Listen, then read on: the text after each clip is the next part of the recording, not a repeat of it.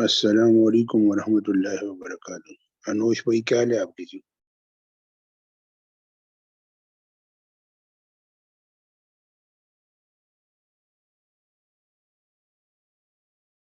جی الحمدللہ، آپ کی دعائیں شاید بھائی آپ سنائیں کیا ہے؟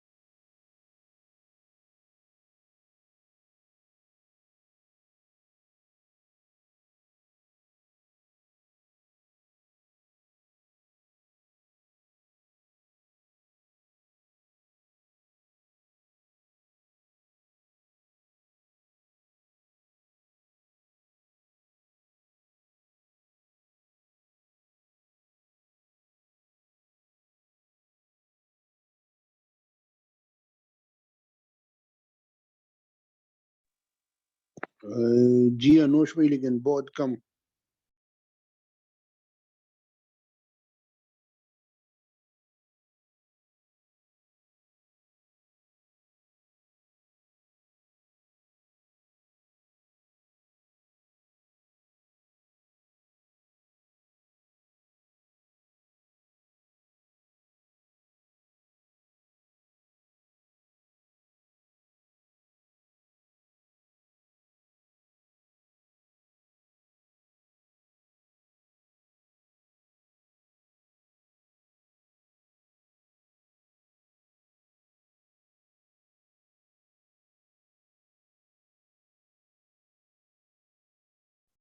السلام علیکم ورحمۃ اللہ وبرکاتہ۔ وعلیکم السلام ورحمۃ اللہ وبرکاتہ۔ جواد بھائی کیا حال ہے آپ کی؟ جی جی الحمدللہ ٹھیک ٹھاک، شکر ہے، آپ سنائیے۔ الحمدللہ جی، آپ کی دعائیں جی۔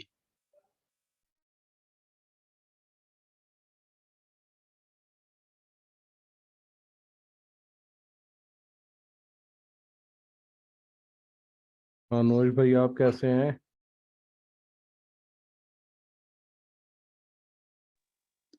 جی الحمدللہ، اللہ کا شکر ہے، آپ کی دعائیں۔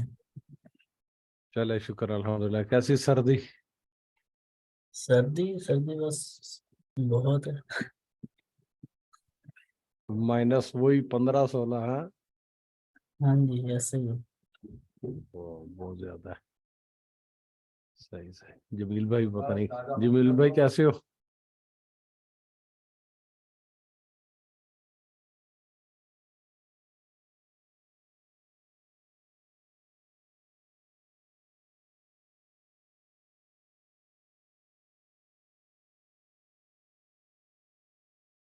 السلام علیکم، میں ٹھیک ہوں۔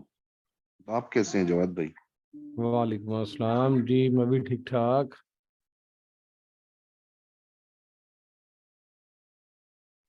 جی وہ ہینڈز فری کا بھی مسئلہ ہے، کچھ وہ ہیڈ فونز خراب ہو گئے۔ اچھا اچھا، صحیح صحیح۔ آج ماشاءاللہ آپ تفسیر کا پوچھ رہے تھے، کس کس نے یاد کیا ہے؟ وہ اس لیے کہ مولانا ناصر صاحب نے مجھے اسپیشل کہا تھا کہ کلاس والوں کو اچھا ایک وہ یاد کر لیں دونوں صورتیں، کیونکہ دونوں صورتیں ہو گئی ہیں نا۔ صحیح صحیح ٹھیک۔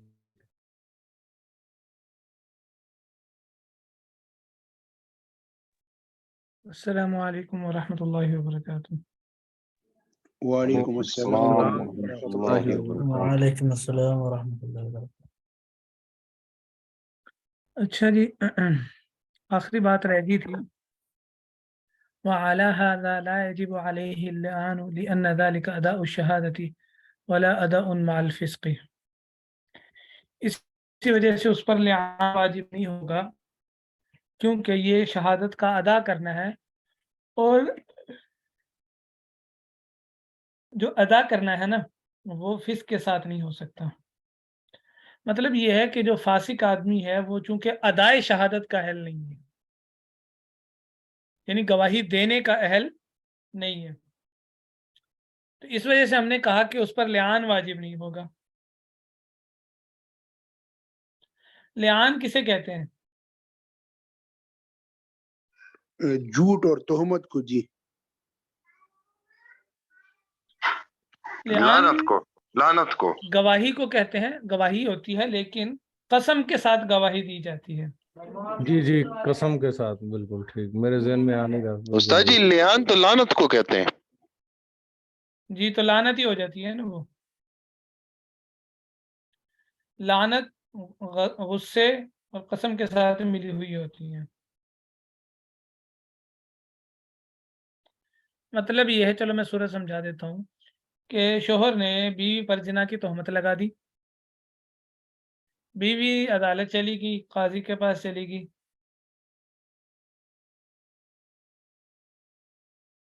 عدالت نے شوہر کو بلا لیا، عدالت نے کہا بھائی ہاں بتاؤ تم کہتے ہو اس نے زنا کی ہے؟ شوہر کہہ رہا ہاں میں کہتا ہوں زنا کی ہے. قاضی کہے گا لاؤ گواہ لے کے رہو. وہ زنا کے گواہ لے آیا تو اس عورت کو زنا کی حد لگے گی.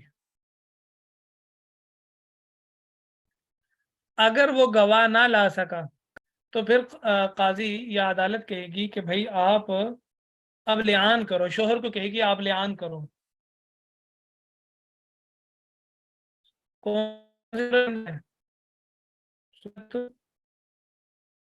نور کے اندر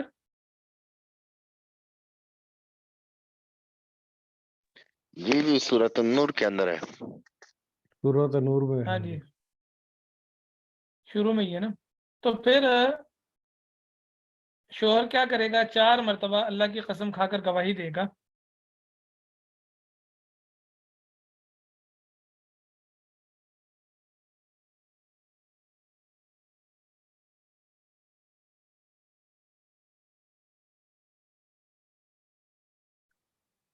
کہ میں نے اس عورت پر زنا کی تہمت لگانے میں سچا ہوں، جو میں نے زنا کی تہمت لگائی ہے نا اس میں کیا ہوں؟ سچا ہوں. 4 مرتبہ یوں کہے گا. اور 5ویں دفعہ کیا کہے گا؟ اگر میں اس پر زنا کی تہمت لگانے میں جھوٹا ہوں تو مجھ پر اللہ کی لعنت ہو، اس لیے لعان کہا جاتا ہے. پھر جب یہ شوہر نے لعان کر لیا، اب عورت کو قاضی کہے گا کہ تم لعان کرو. عورت 4 مرتبہ اللہ کی قسم کھا کے گواہی دے گی کہ زنا کی جو تہمت اس نے مجھ پہ لگائی ہے اس بارے میں یہ جھوٹا ہے. اور 5ویں مرتبہ یہ کہے گی کہ اگر زنا کی تہمت لگانے میں یہ سچا ہو تو مجھ پر اللہ کا غضب ہو، غصہ ہو. جب مرد نے بھی لعان کر لیا، عورت نے بھی لعان کر لیا، اب قاضی ان دونوں میں جدائی کر دے گا، الگ کر دے گا، ختم. اب استاد میاں جی بیوی نہیں رہیں حد گے. نہیں لگے گی، حد نہیں لگے گی. نہیں حد نہیں لگے گی. عورت بھی انکار کر رہی ہے نا. اچھا حد تب لگے گی اگر شوہر گواہ لے آئے. اور استاد محترم اس میں پھر یہ دوبارہ مطلب تا حیات یہ پھر دوبارہ کبھی بھی میاں بیوی نہیں بن سکتے نا جی؟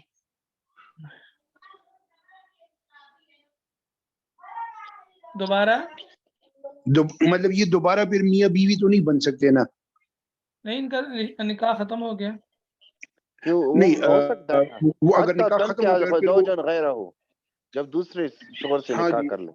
جی، اگر اس کے بعد پھر اس میں یہ کوئی شرط ہے کہ مطلب یہ دوبارہ پھر میاں بیوی کبھی نہیں بن سکتے؟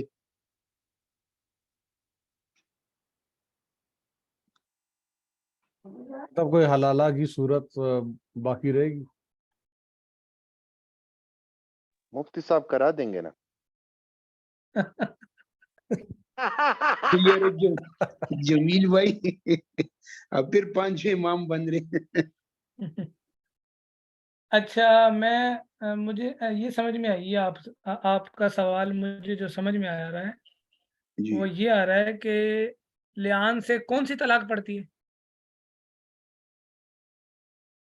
جی جب قاضی نے نکاح کو ختم کر دیا تو اب یہ کون سی ہوئی؟ آیا طلاق کی صورت یعنی ان ہوگی کے یا یہ درمیان میں عورت؟ جدائی کس ہاں درجے کی ہے؟ درجہ کون سا اس کا؟ یہ جو اقوال تو خیر مختلف ہے، لیکن یہ طلاق بائن کے حکم ہے.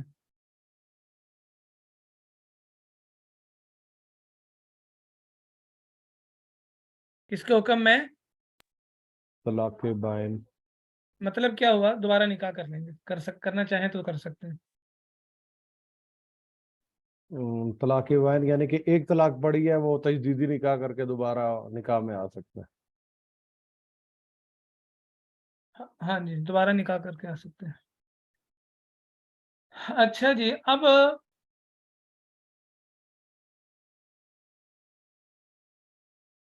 اگر شوہر نے انکار کر دیا لعان کرنے سے تو پھر اس کو کیا لگے گی؟ حد قذف لگے گی. جی 80 کوڑوں کی سزا جی. 80 کو ہے. جی ہاں جی. اچھا، اب چاہے مرد کو لگی یا عورت کو لگی تو وہ کیا ہو گئے؟ فاسق ہو گئے. جی آ رہی بات سمجھ میں؟ اب اگر جی یہ جی لعان کرنا چاہیں تو قاضی کے سامنے یہ لعان نہیں کر سکتے، کیونکہ لعان بھی ایک کیا ہوتی ہے؟ گواہی ہوتی ہے نا، اور یہ گواہی کا اہل ہے نہیں. استاد جی لیکن امام شافعی کہتے ہیں کہ کر سکتا ہے اچھا چلو، اگر توبہ کرے اس کے بعد کر سکتے ہیں. صحیح صحیح صحیح صحیح، ٹھیک ہے. تو اب یہ چونکہ گواہی ہے، اب یہ گواہی کا اہل نہیں رہا، لہذا اب یہ لعان نہیں کر سکتا. سمجھ گئے بات کو؟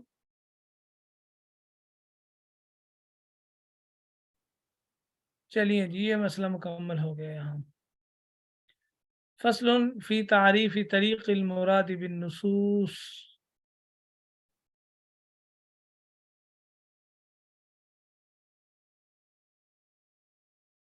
اعلم ان لمعرفة المراد بالنصوص طرقا. یہ معاملہ کیا ہے؟ یہ ہے کیا چیز؟ نصوص ہے نا، جو نصوص یعنی قرآن و حدیث، اس کی جو مراد ہے اس کو پہچاننے کے بارے میں ہے، اس کو پہچاننے کے طریقوں کے بارے میں. اس کی مراد کو کیسے کیسے ہم پہچانیں گے؟ بات سمجھ آ گئی؟ جی جی بالکل. فی تعریفی طریق المراد بالنصوص، نصوص کی مراد کے طریقوں کو پہچاننے کے بیان میں. یعنی نصوص کی مراد کیا ہے اس کو پہچاننے کے مختلف طریقے ہوتے ہیں. تو کہہ رہے ہیں اے عالم، تو جان لے بات، ان لمعرفت المراد بالنصوص، نصوص کی مراد کو پہچاننے کے لیے طرقاً مختلف طریقے ہیں، کئی طریقے ہیں، کئی طریقے ہیں.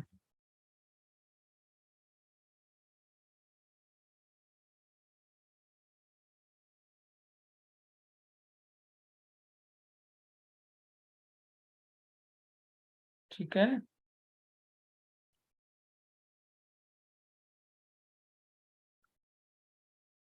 پہلا طریقہ کیا ہے؟ منہا ان اللفظ اذا کان حقیقتا لمانا ومجازا لآخرہ فالحقیقت اولا.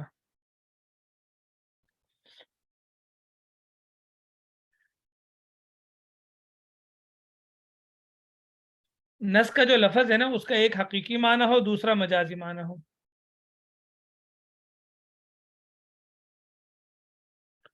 ایک حقیقی معنی ہو اور ایک کیا ہو؟ مجازی معنی ہو. مجازی تو نمبر. حقیقی معنی کی طرف رجوع کریں گے. حقیقی معنی مراد لینا زیادہ بہتر ہے. شرط یہ ہے کہ اگر مجازی معنی مشہور نہ ہو، اگر اس کا کوئی مجازی معنی مشہور نہ ہو تو پھر اس صورت کے اندر حقیقی معنی مراد لینا زیادہ بہتر ہے. لیا جائے گا. ایک آدمی نے کسی عورت سے زنا کیا،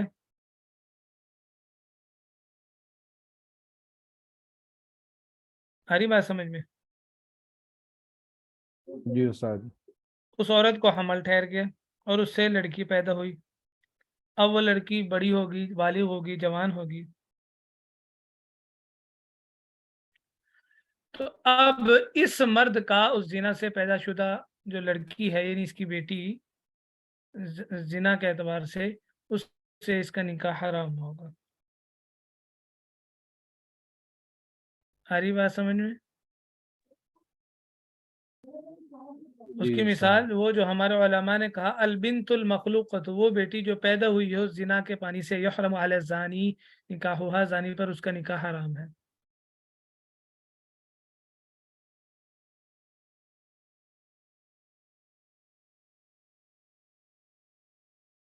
وجہ آگے صفحہ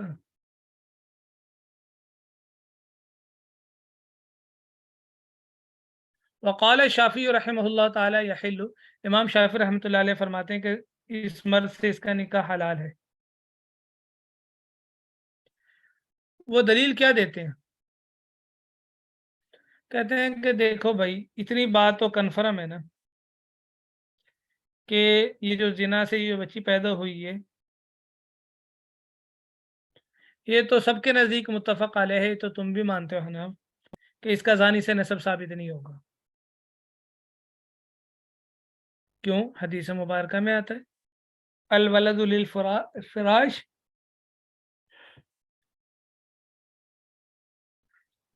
الولد للفراش وللعاہر الحجر، بچہ بستر والے کا ہوگا اور عاہر یعنی زانی اس کے لیے پتھر ہے، یعنی اس کو سنسار کیا جائے گا.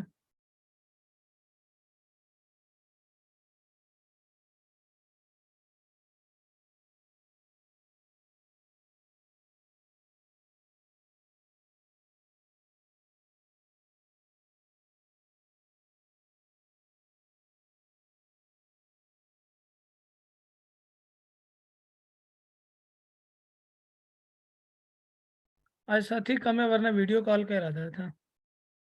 ساتھی گنے چنے 8 ساتھی ہیں.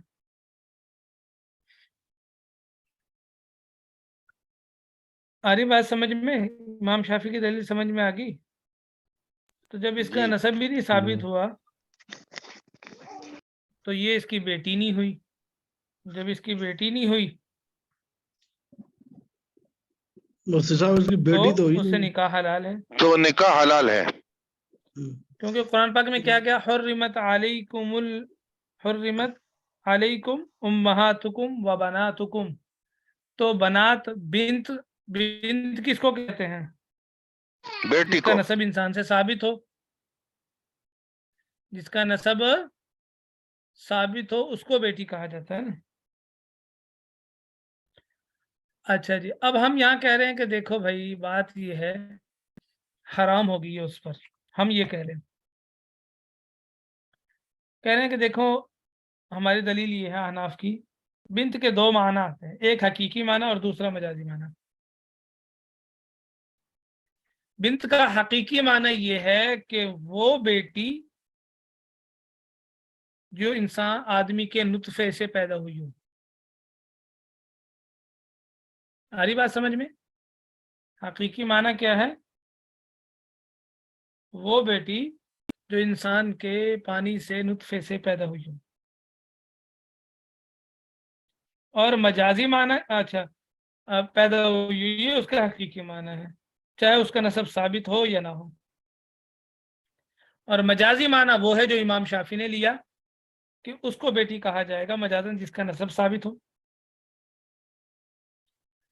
تو ہم کہیں گے قرآن پاک کی جو آیت ہے نا حرمت علیکم امہاتکم و بناتکم، تو بھائی یہاں حقیقی معنی مراد لینا زیادہ بہتر ہے.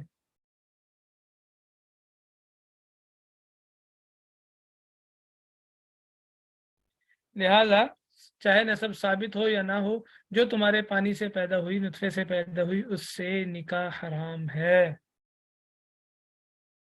اسے نکاح حرام ہے. رشتوں کے معاملے میں جتنا احناف کا مذہب سخت ہے نا کوئی بھی مذہب سخت نہیں، یہ بات یاد رکھنا. یعنی امام شافعی کے یہاں اس بچی کے ساتھ نکاح ہو سکتا ہے؟ ہاں جی ہو سکتا ہے.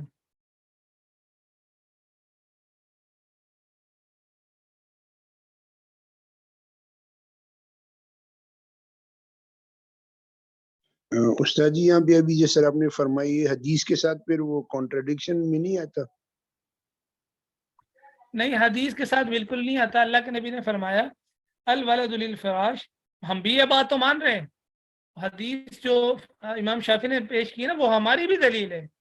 ہم بھی یہی کہتے ہیں کہ بھائی نسب اس سے ثابت ہوگا جس کا بستر ہے، جس کی بیوی ہے، اور جو زنا کرنے والے اس سے نسب ثابت ہے تو اس کے لیے پتھر ہے. بالکل ہم بھی تو یہی کہہ رہے ہیں، لیکن ہم نے جو فرق کیا وہ ہم نے یہ بتایا کہ بیٹی کہا کس کو جاتا ہے. حدیث کو ہم نے نہیں چھیڑا نہ، حدیث کا ہم نے تضاد کیا ہے. آ رہی بات سمجھ میں؟ جی یعنی ہم لوگوں نے صرف وہ اتنا کیا کہ اس کے حقیقی اور مجازی ہاں معنی کو بالکل ٹھیک بالکل. وہ تو ہم بھی ٹھیک کہہ رہے ہیں کہ بھائی ہاں زانی سے نسب نہیں ثابت ہوگا. بس الفاظ کی ہیرا پیری ہے. ہاں جی اچھا یہ ہمیں بولا پتہ ہی پانچواں نہیں امام. چلا. یہ الامام صحیح. الخامس.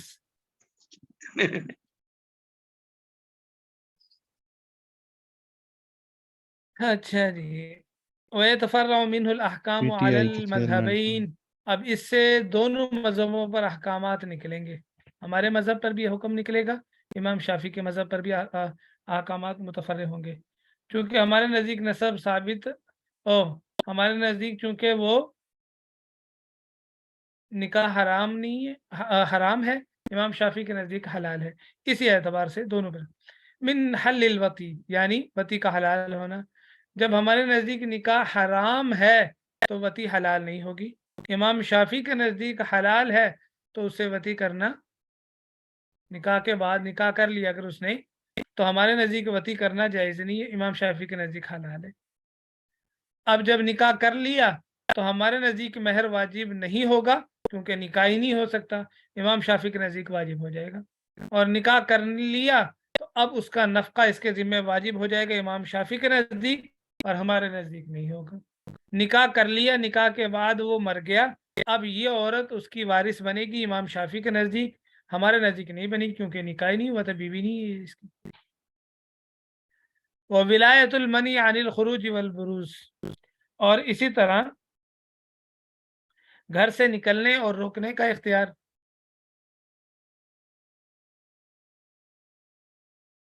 ہمارے نزدیک نہیں ہے کیونکہ بیوی نہیں ہے، امام شافعی کے نزدیک ہے اختیار.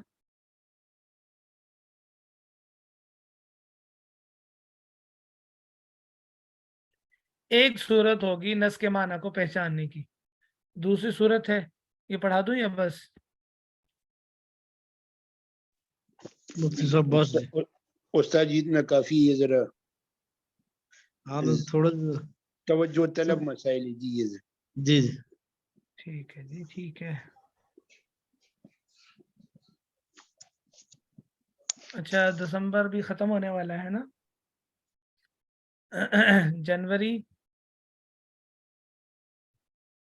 فروری.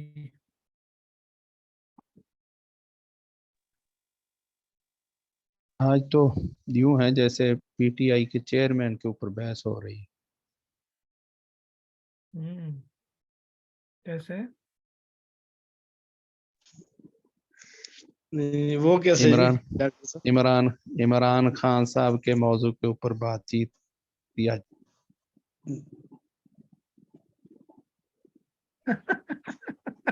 مولانا فضل الرحمان صاحب کا بیان نہیں آپ نے سمجھ آتی سنا مجھے. نہیں؟ جو وہ بس آپ نے نام لیا، میں نے جلدی سے ہاتھ میں دیکھا اچھا ہے یا غائب ہو گئی. نام میں بھی تو تاثیر ہوتی ہے نا پھر. جی جی جی بالکل وہ تو ہوتی ہے جی. اچھا جی. تو عرض کر رہا تھا یہ کہ دسمبر کے آخر جنوری فروری اگر پورا مل گیا ہمیں تو چاہتے تو یہ ہیں کہ 12 جنوری کا، اچھا نہیں فروری پورا مل جائے گا، فروری کے اینڈ تک ختم کر دیں پھر کلاس ہے نا. کچھ اساتذہ کو بھی وقت مل جائے، کچھ آپ کو بھی وقت مل جائے اپنی ضروریات پوری کرنے کے لیے. ورنہ محترم صاحب تو یہ چاہتے ہیں کہ رمضان میں بھی کلاس ہو عید تک. क्लासें चलती रहें या रमज़ान तक चलती रहें? नहीं जी, रमजान में तो नहीं क्लास चलनी चाहिए जी। नहीं, रमज़ान तक तो कम से कम वो चाहते हैं। रमज़ान में भी कहा था पिछले साल कि क्लासें नहीं चलती है, रहें या कुछ, हजरत रमजान मुबारक में तो कुरान पाक की तैयारी करनी होती है, वो तो। लेकिन रमज़ान से पहले भी नहीं चलनी चाहिए ना, हाँ जी, जी शाबान जी, में भी नहीं रमजान से चलनी पहले चाहिए, भी नहीं, रजब में भी नहीं शाबान चलनी से चाहिए। छुट्टी होनी चाहिए, छुट्टी होनी नहीं, चाहिए। रजब से छुट्टी हो जानी चाहिए, यानी फरवरी के एंड तक हो जानी चाहिए। उसकी वजह ये है, ये ज़रूरी है चीज़ें, वरना इंसान उकताहट का शिकार हो जाता है, उकता जाता है और फिर सही बात यानी है, कि सही बात। तवज्जो नहीं रहती। दूसरी बात ये है कि हम देखो पूरे साल किले से बंधे हुए हैं, हम तो कहीं हिल भी नहीं सकते, तो चलो हमें भी थोड़ा सा कोई सांस लेने का मौका मिल जाता है। ख़ास तौर पे मैं तो पक्का ही बंधा होता हूँ ना लैपटॉपों के साथ, तो वो फिर आना उस्ताद जाना। मोहतरम इम्तिहान रमजान के बाद होगा फिर? नहीं नहीं, अगले साल जब फारिग होंगे दौरा पढ़ लेंगे, फिर उसके बाद इकट्ठा ही ले लेंगे 3 सालों का। फाहद भाई का। हाँ, फहद भाई का रमजान के बाद तो नया साल शुरू हो जाएगा फहद भाई। नहीं उस्ताद जी, फिर तो मिड फरवरी तक इसको खत्म कर दीजिए फिर। जल्दी कर देंगे ये, देखें, हाँ जी, ताकि थोड़ा सा हम लोग चलो खुद भी फिर समझ लो 20 रिवाइज सफ़े कर हो गए हैं, ये लेंगे। 20 तो 75 सफ़े तक है, तो पीछे 55 सफ़े रह गए। अभी तो थोड़े से मसाइल मुश्किल हैं। परसों हमने जो गालिबन कल या परसों सबक पढ़ा था, तो 2 ही लाइनें पढ़ी थी, कितनी उसमें देर लग गई थी समझने में। तो इस जी तरह बीच बिल्कुल। में आ जाते हैं, जब आगे आसान आएंगे तो इनको खींच देंगे।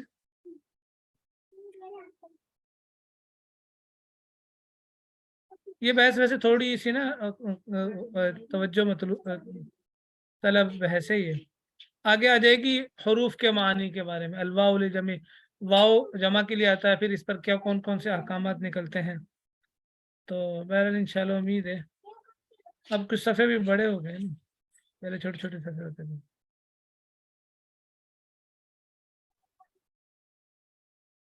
चलेंगे, अस्सलामु अलैकुम व रहमतुल्लाहि व बरकातुहू।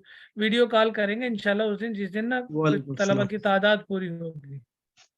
वालेकुम अस्सलाम व रहमतुल्लाहि वो व तो पूरी 8-9 होती नजर नहीं आ रही थी। आज तो अच्छा, खास तौर पे कम है, वरना आम तौर पे 14-15 तो होते हैं। जी जी, आज कोरम काफी पूरा कम। नहीं है, कोरम। हाँ, कोरम पूरा नहीं है। प्रोग्राम 15 जनवरी को है जी। 12 को। 12 जनवरी को। हाँ भाई, तैयारी कर लो। उस्ताद जी आना जरूरी है। हाँ जी, हाँ जी, जरूरी है। वरना वो हो जाएगा। क्या हो जाएगा? वो आरिफ भाई इस बार ना बुलाई जी। वो क्या होता है? आज मुझे छुट्टी चाहिए निहायत ही माजरत के साथ, मौलाना बिलाल साहिब। सुबहान अल्लाह, सुबहान उस्ताद जी उन्होंने अल्लाह। कहा था वो मेरे ख्याल से रोजे पे गए हुए हैं आज जी। हाँ, उससे उस्ताद जी रोजे वो पे गया। तीन हाँ, दिनों के लिए उन्होंने शायद बिल्कुल ऐसे सुना वो था फरमा मैंने रहे भी। थे रात कि जुमा पढ़ा के फिर मैं चला जाऊंगा मरकज और वहां से तश्कील करवाएंगे इस रोजे के लिए। सही है, सही है। चलो फिर तो आप लोगों को पता। अच्छा, उस्ताद अब मोहतरम मुल्ला नासिर साहब कहाँ हैं? जी, मौलाना नासिर साहब को बता दे, वो फिर कहते हैं कि खाली क्लास में मुझे बता दिया करें।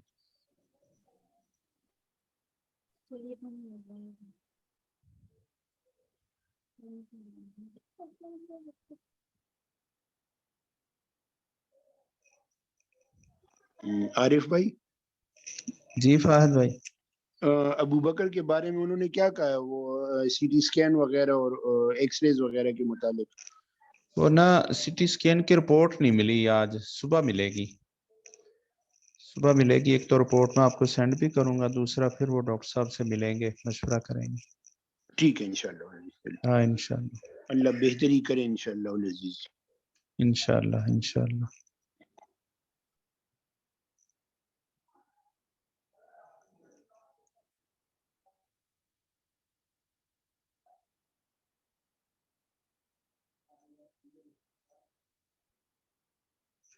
जमील भाई ये तो निकाहों के मौजू और कहीं तलाकों के मौजू यही चल रहे हैं आजकल, अल्लाह खैर ही फरमा दे। निकाह के भी और मतलब आरिफ भाई अजीब अजीब वाक़े हैं जी। और अगर सीधे तफसीर सीधे शुरू है नहीं, बड़े उल्टे उल्टे भी। आरिफ भाई ऊपर से जमील भाई पूछ रहे कि वो का क्या मतलब है? वो का क्या मतलब है? रहमतुल्लाहि व बरकातहू। वालेकुम अस्सलाम अस्सलाम व वरहमतुल्लाहि रहमतुल्लाहि व वबरकातुहू। बरकातहू। हजरत कैसी तबीयत आपकी? जी जी, अल्लाह का शुक्र, खैरियत। माशाल्लाह जी। हमारे जमील भाई को वो के मतलब का नहीं पता जी।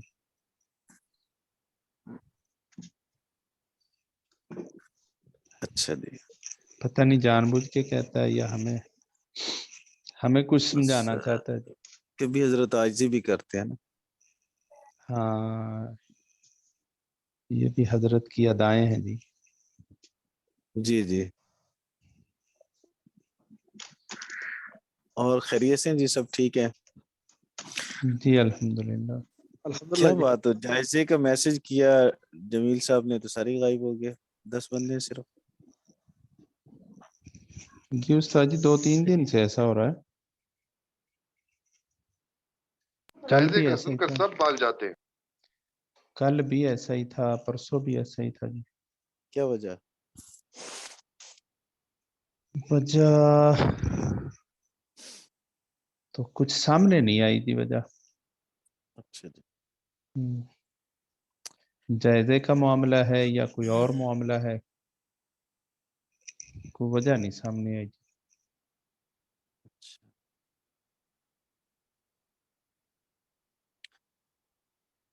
चलें ठीक है जी। अऊज़ु बिल्लाहि मिनश शैतानिर रजीम, बिस्मिल्लाहिर रहमानिर रहीम। सूरतुश शुअरा मक्किया।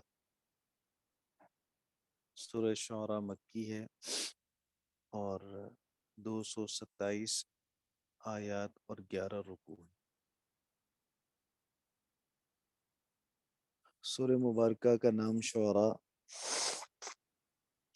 शायर की जमा, और शायर कहते हैं जो कलाम मौज़ून मुसज्जा मुक़फ़ा क़स्दन कहे।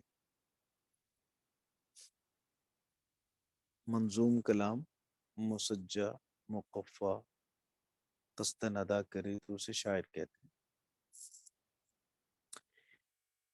इस सूरह मुबारका की आखिरी 4 आयत के बारे में फरमाया गया कि मदनी है और बाकी सूरह मुबारका मक्की है। सूरह फुरक़ान के साथ इसका रब्त। सूरह फुरक़ान के आखिर में अल्लाह रब्बुल इज़्ज़त ने इबादुर रहमान की सिफ़ात बयान फरमाई और इस सूरत के आगाज़ में ही एक अब्दुश शैतान की सिफ़ात बयान की जा रही है। शैतान का बंदा, शैतान का पुजारी फ़िरौन, उसका किस्सा अल्लाह रब्बुल इज़्ज़त ने नकल फरमाया। इससे पहले वाली सूरत का आगाज़ कुरान पाक की हक़ानियत पे हुआ और इख्तिताम हुआ मुकज़्ज़िबीन की हलाकत पर। फ़क़द कज़्ज़बतुम फ़सौफ़ यकूनु लिज़ामा। इसी तरह सूरह शुअरा का आगाज़ भी कुरान पाक की हक़ानियत से है और इसके इख्तिताम में फिर मुकज़्ज़िबीन की हलाकत को अल्लाह रब्बुल इज़्ज़त ने बयान किया।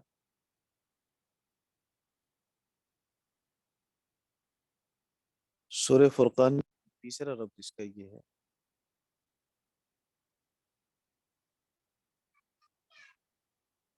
कि सूरह फुरक़ान में अल्लाह रब्बुल इज़्ज़त ने तौहीद के अक़ली दलाइल बयान फरमाए और सूरह शुअरा में तौहीद पर नकली दलाइल हैं।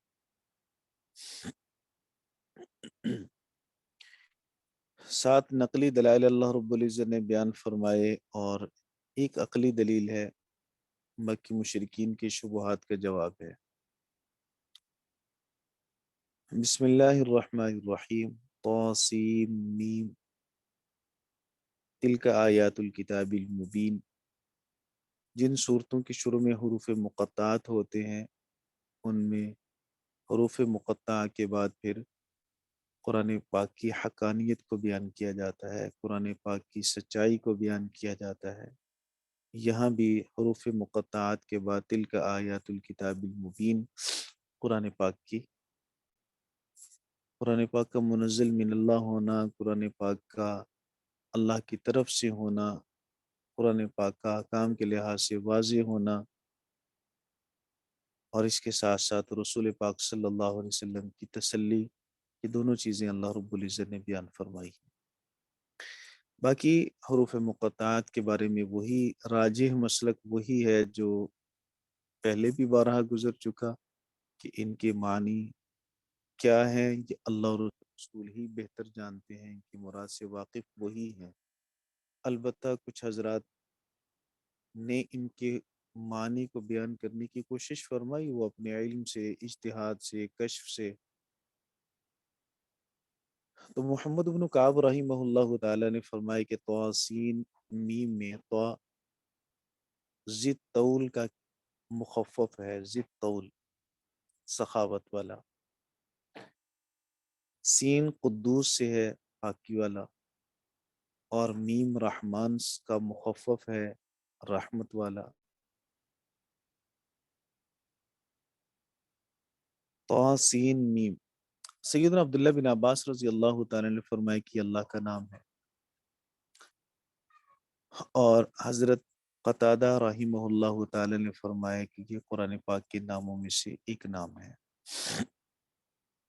بہرحال یہ ان کی تحقیق ہے. امت کا جو راجح مسلک ہے وہ میں نے پہلے عرض کر دیا.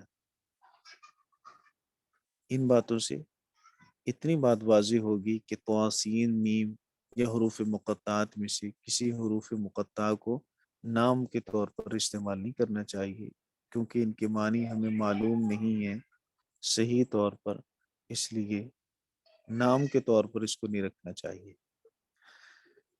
تلک آیات الکتاب المبین، یہ بات بھی پہلے گزر چکی ہے کہ اس میں اشارہ یہ بعید کا ہے، لیکن اشارہ کیا جا رہا ہے قریب کی آیات کی طرف. قرآن پاک کی جو بعد میں آنے والی آیات ہیں یا قرآن پاک کی جو آیات اس کے بعد آ رہی ہیں، تو میں نے عرض کیا تھا کہ بود کی 3 قسمیں ہیں، ان میں سے ایک قسم ہے بود رتبی. تو یہاں بود رتبی مراد ہے، رتبے کے لحاظ سے وہ آیات بلند ہیں. الکتاب المبین ایسی کتاب کی جو بیان کرنے والی ہے احکام کو، ایسی کتاب کی جو واضح طور پر نصیحت کرنے والی ہے، احکام کو بیان کرنے والی ہے. طاسیم میم تلک آیات الکتاب المبین، یہ کتاب مبین کی آیات ہیں. لعلک باخع نفسک اللہ یکون مؤمنین، شاید آپ اپنی جان کو ہلاک کرنے والے ہیں اس بات سے کہ وہ ایمان لانے والے نہیں، کہ وہ مؤمن نہیں ہے یا ایمان نہیں لاتے. لعل ویسے تو کلام میں ترجی کے لیے آتا ہے، لیکن محققین فرماتے ہیں کہ یہاں لعل رحم والا معنی دے رہا ہے، مہربانی والا. اور باخیون کہتے ہیں اس رگ کو جو ریڑھ کی ہڈی سے ہو کے آپ کی گردن تک آتی ہے، جس کو کاٹا جاتا ہے تو جانور مکمل طور پر ذبح شمار کیا جاتا ہے. تو باخیون کا معنی ویسے کیا گیا ہلاک ہونا، لیکن اصل اس کا معنی وہ رگ ہے جو ریڑھ کی ہڈی سے ہو کے آتی ہے، پھر وہ کٹتی ہے تو ذبح مکمل ہوتا ہے. تو باخیون بخ اس رگ کو کہتے ہیں، اسی سے ہے ہلاک کرنے والا. لعلک باخیون، شاید آپ ہلاک کرنے والے ہیں نفسک اپنی جان کو، کس وجہ سے؟ اللہ یکون مؤمنین، یہ کہ وہ ایمان نہیں لاتے. ایک بات تو یہ معلوم ہوگی کہ رسول پاک صلی اللہ علیہ وسلم اپنی امت پر کمال درجہ کے شفیق تھے. اسی شفقت کی وجہ سے ہی تو رسول پاک صلی اللہ علیہ وسلم کو غم تھا. جتنی محبت استاد کو شاگردوں سے ہوگی، جتنی محبت ماں باپ کو اولاد سے ہوگی، اگر اولاد میں شاگردوں میں کوئی بے راہ روی کا شکار ہو جائے اتنا ہی غم اور تکلیف ہوگی. اور رسول خدا صلی اللہ علیہ وسلم کو تو اپنی امت سے شدید ترین محبت جتنی کسی باپ کو اپنی اولاد سے نہیں اس سے زیادہ محبت ہے. اس وجہ سے جب وہ بے راہ روی کا شکار ہوتے ہیں صحیح بات کو قبول کرنے پر آمادہ اور تیار نہیں ہوتے تو پھر اللہ کے رسول صلی اللہ علیہ وسلم اس پر رنجیدہ ہوتے ہیں پریشان ہوتے ہیں غم اٹھاتے ہیں. لعلک باقی النفس کا تو یہ معلوم ہو کہ آپ صلی اللہ علیہ وسلم شفیق اور مہربان تھے. دوسری بات یہ معلوم ہو گئی کہ کافر کے ایمان پر آپ صلی اللہ علیہ وسلم کو ہرس تھی اور ہرس مومن کو بھی ہونی چاہیے کہ دوسرے لوگ مسلمان ہو جائیں اسلام میں داخل ہو جائیں. اللہ کے رسول صلی اللہ علیہ وسلم اس پر حریص تھے پھر وہ ہرس پوری نہیں ہو رہی تھی تبھی تو غم زدہ تھے.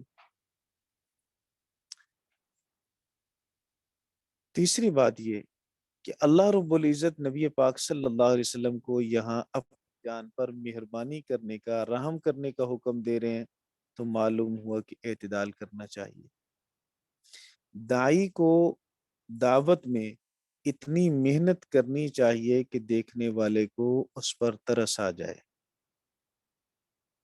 وہ اپنی دعوت میں اتنی محنت کرے دوسروں کو دین کی طرف بلانے میں اتنی محنت کرے کہ دیکھنے والے کو ترس آ جائے. اللہ کو ترس آ رہا ہے کہ میرا محبوب میرا نبی اتنی محنت کر رہا ہے صرف ان تک جا کر نہیں بات پہنچا کر ہی نہیں بلکہ اللہ کے سامنے رو کر بھی گڑ گڑا کر بھی اور اسی پہ اللہ کے رسول صلی اللہ علیہ وسلم کو کہا جا رہا ہے لعلک باخع نفسک الا یکونوا مؤمنین. تو داعی اب جن کی طرف جائے ان کی فکر بھی دل میں رکھے ان سے محبت بھی رکھے شفقت اور مہربانی بھی ہو اور اس کے ساتھ ساتھ پھر اللہ کے سامنے دعا اور عاجزی اور انکساری بھی کرے اور اللہ سے ان کے لیے مانگے بھی صحیح اور ان دونوں چیزوں میں اتنا مبالغہ کرے کہ دیکھنے والے کو ترس آ جائے. جیسے نبی کریم صلی اللہ علیہ وسلم کو نبی پاک صلی اللہ علیہ وسلم پر اللہ رب العزت کو ترس آیا اور اللہ رب العزت نے فرمایا لعلک باخع نفسک الا یکونوا مؤمنین. حالانکہ ان کا ایمان نہ لانا یہ بتلا دیا گیا ہے کہ یہ ایمان نہیں لائیں گے اس کے باوجود بھی اللہ کے رسول صلی اللہ علیہ وسلم حریص ہیں ان پر.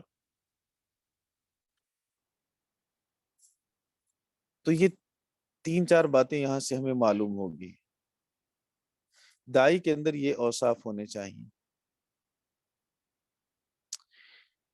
چوتھی بات اس آیت کے متعلق یہ ہے کہ یہ جملہ ہے تو خبریہ لعلک باخع کیونکہ حروف مشبہ بالفعل ہیں اور یہ مبتدا اور خبر پر داخل ہوتے ہیں. مبتدا خبر جملہ اسمی ہوتا ہے لیکن یہ ہے انشاء کے معنی میں. یوں تو خبر دی جا رہی ہے کہ شاید آپ اپنی جان کو ہلاکت میں ڈال لیں گے لیکن اس خبر میں حکم دیا جا رہا ہے کہ اپنی جان کو ہلاکت میں نہ ڈالیں اتنا غم نہ کھائیں اتنی پریشانی نہ اٹھائیں اتنا بھی آپ مبالغہ نہ کریں کہ آپ ان کافروں کی وجہ سے اپنے آپ کو ہی ہلاک کر لیں. آپ کا کام صرف دعوت پہنچانا ہے بات ان تک ہمدردی خیر خواہی کے جذبے کی وجہ سے بات ان تک لے جانا ہے. لیکن اگر وہ قبول نہیں کرتے تو اتنا رنجیدہ اور پریشان ہونا کہ آپ کی اپنی صحت بگڑ جائے اور آپ خود بیمار ہو جائیں آپ خود اپنے آپ کو ہلاکت کے قریب کر لیں تو یہ ٹھیک نہیں. آپ اپنے آپ کو اعتدال میں رکھیے. تو یہ ہے تو جملہ خبریہ لیکن انشاء کے معنی میں ہے. ان نشاء ننزل علیہم من السماء آیۃ اگر ہم چاہیں تو آسمان سے ایک بڑی نشانی ہم نازل کر دیں. آیتن پر جو تنوین ہے یہ تنوین تعظیم کی ہے. اگر ہم چاہیں تو ان پر آسمان سے ایک بڑی نشانی نازل کر دیں فظلت اعناقهم لها خاضعین پھر ان کی گردنیں اس نشانی کی وجہ سے جھک جائیں. اگر ہم چاہیں لیکن ہم چاہیں گے نہیں کیونکہ ہم نے دنیا کو دارالاختیار بنایا. یہاں ہم لوگوں کو اختیار دے چکے ہیں اور اختیار ہی کے لیے تو سارا نظام بنایا گیا. تکوینی طور پر اگر ہم چاہیں کہ مجبور کر دیں سبھی نیکی کریں تو وہ تو فرشتے بھی ہیں ان میں ہم نے گناہ کا مادہ ہی نہیں رکھا. وہ نیکی ہی نیکی کریں گے گناہ کریں گے نہیں. تو دنیا میں اگر ہم چاہیں تو ہم کوئی ایسی نشانی بھیج سکتے ہیں جس نشانی کی وجہ سے سب مجبور ہو کر ایمان لائیں لیکن ہم ایسا نہیں کریں گے. اگر ہم وہ نشانی بھیج دیں تو فضلت اعناقہم لہا خاضعین، تو ان کی گردنیں اس نشانی کے سامنے جھک جائیں. لیکن ہم ایسا کریں گے نہیں. یہاں ایک تو ذلت ماضی ہے لیکن یہ مضارع کے معنی میں ہے، جھک جائیں گی. ویسے تو ذلت ماضی ہے تو ماننا تو یہ بنے گا ان کی گردنیں اس کے لیے جھک چکی، لیکن ماضی ہے یہاں مضارع کے معنی میں. مضارع کو ماضی کے معنی میں لینے کی حکمت کیا ہے، وجہ کیا ہے؟ ایک کام آنے والے وقت میں ہونا ہو، اس کو گزشتہ زمانے میں ہونے کے طور پر اس کو بیان کیا جائے، تو اس میں حکمت یہ ہے کہ آنے والے وقت میں اس کا ہونا اتنا یقینی ہے جتنا کہ ماضی میں کیے جانے والے کام ہو چکا ہونا یقینی ہے. یہ کام ماضی میں ہو چکا ہے تو اس کے ہو چکنے میں تو کوئی شک نہیں ہے. مستقبل میں جو واقعہ ہونا ہے اس کا وقوع بھی اتنا ہی یقینی ہے کہ جیسے ماضی میں کوئی کام ہو چکا ہو. اس لیے قیامت کے بارے میں بھی بعض جگہوں پہ ماضی کے صیغے آئے، اور یہاں بھی اللہ تعالیٰ نے ماضی کا صیغہ اس لیے ذکر فرمایا کہ جب نشانی آ جائے گی تو یہ ضرور جھکیں گے، اور ان کا یہ جھکنا، گردنوں کو جھکا لینا، اطاعت اور فرما برداری کرنا اتنا یقینی ہے جیسے فرما برداری کر چکے ہوں. تو فضلت اعناقہم لہا خاضعین. دوسری بات یہ سمجھنے کی ہے نحوی اعتبار سے کہ اعناقہم، یہ اعناق و عنق کی جمع، عنق کا معنی گردن، اور یہ غیر ذوی العقول ہے، ذوی العقول نہیں ہے، لہٰذا اس کی طرف لوٹنے والی ضمیر وہ واحد مؤنث کی ہونی چاہیے، جمع کی ضمیر نہیں ہونی چاہیے. جبکہ قرآن پاک کی آیت میں ہے اعناقہم لہا خاضعین، یوں نہیں ہے اعناقہم لہا خاضعۃ. ہونا نحوی قانون کے مطابق خاضعۃ ہونا چاہیے. تو اس کے مفسرین نے بہت سارے جواب دیے ہیں. ان میں سے ایک جواب یہ ہے کہ یہاں اعناق کے شروع میں اصحاب کا لفظ معذوف ہے، کیونکہ گردن سے مراد پورا انسان ہے. بندہ جھکے گا صرف گردن تھوڑی جھکے گی، سر نہ جھکے، سینہ نہ جھکے، صرف گردن ہی جھک جائے، وہ تو مراد نہیں ہے. تو گردن بول کر اصل میں مراد پورا انسان ہے، اس لیے اصحاب اعناقہم لہا خاضعین. تو جب شروع میں اصحاب کا لفظ لگائیں گے، مضاف محذوف مانیں گے، تو پھر اس صورت میں خاضعین پر کوئی اعتراض نہیں رہے گا. دوسرا جواب، قانون یہ ہے کہ جب مؤنث کی اضافت مذکر کی طرف ہو تو اس مؤنث کو بھی مذکر مان لیا جاتا ہے، اور اگر مذکر کی اضافت مؤنث کی طرف ہو تو اس مذکر کو مؤنث مان لیا جاتا ہے. یعنی یوں کہہ لیں کہ کبھی کبھی مضاف کی بجائے مضاف الیہ کا اعتبار کیا جاتا ہے. یہاں اعناق اگرچہ مؤنث ہے لیکن اس کی اضافت ہو رہی ہے ہم مذکر کی طرف، تو یہاں اعتبار اعناق کا نہیں کیا گیا، ہم ضمیر کا کیا گیا ہے. اور ہم ضمیر مذکر ہے، جمع ذوی العقول کی طرف لوٹ رہی ہے. تو فضلت اعناقہم لہا خاضعین، ان کی گردنیں نہیں، وہ سارے کے سارے جھک جائیں گے اس نشانی کے سامنے، مطیع ہو جائیں گے اس نشانی کے سامنے. اس لیے مولانا اس کا ایک مطلب تو اعناق کی جو تفسیر ہے، اس میں اعناق سے جو مراد ہے وہ سردار بھی لیا گیا، کہ اس سے مراد سردار ہے، اور اس سے مراد اقوام بھی لیے گئے. مطلب آیت کا یہ بنے گا کہ جب اللہ رب العزت ایسی نشانی نازل کرے گا تو اس کے سامنے کوئی انکار نہیں کر سکیں گے، سارے کے سارے اس نشانی کے آگے جھک جائیں گے. وَمَا يَأْتِهِم مِّن ذِكْرٍ مِّنَ الرَّحْمَٰنِ مُحْدَثٍ إِلَّا كَانُوا عَنْهَا مُعْرِضِينَ. اور ان کے پاس رحمان کی طرف سے جو بھی کوئی نصیحت آ جاتی ہے تو اس سے اعراض کرنے والے بن جاتے ہیں. وَمَا يَأْتِهِم مِّن ذِكْرٍ مِّنَ الرَّحْمَٰنِ. اس سے پہلے والی صورت میں ہم سورہ فرقان کے اندر مشرکین کا یہ قول پڑھ چکے ہیں کہ وہ کہہ رہے ہیں مر رحمان، رحمان کون ہے؟ تو اللہ رب العزت نے پھر اس کے بعد عباد الرحمن کے بارے میں ان کی صفات بیان فرمائیں کہ رحمان کے بارے میں عباد الرحمن سے پوچھئے جو اللہ کے بندے ہیں، رحمان کے بندے ہیں. تو یہاں پھر اسی رحمان ہی کا ذکر اس لیے بھی کیا گیا کہ مشرکین اللہ کو رحمان کے نام سے جانتے نہیں تھے، واقف نہیں تھے. تو پھر فرمایا گیا وَمَا يَأْتِيهِم مِّن ذِكْرٍ مِّنَ الرَّحْمَٰنِ مُحْدَثٍ. रहमान की जानिब से जो भी कोई नई बात आती है इल्ला कानू अन्हा मोरिसिन, तो वो उससे एराज करने वाले होते हैं।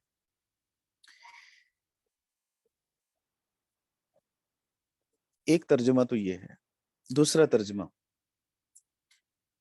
रहमान की तरफ से जो भी कोई नसीहत आती है तो वो उससे, तो उनका एराज उससे नया हो जाता है और ताज़ा हो जाता है, नया एराज हो जाता है।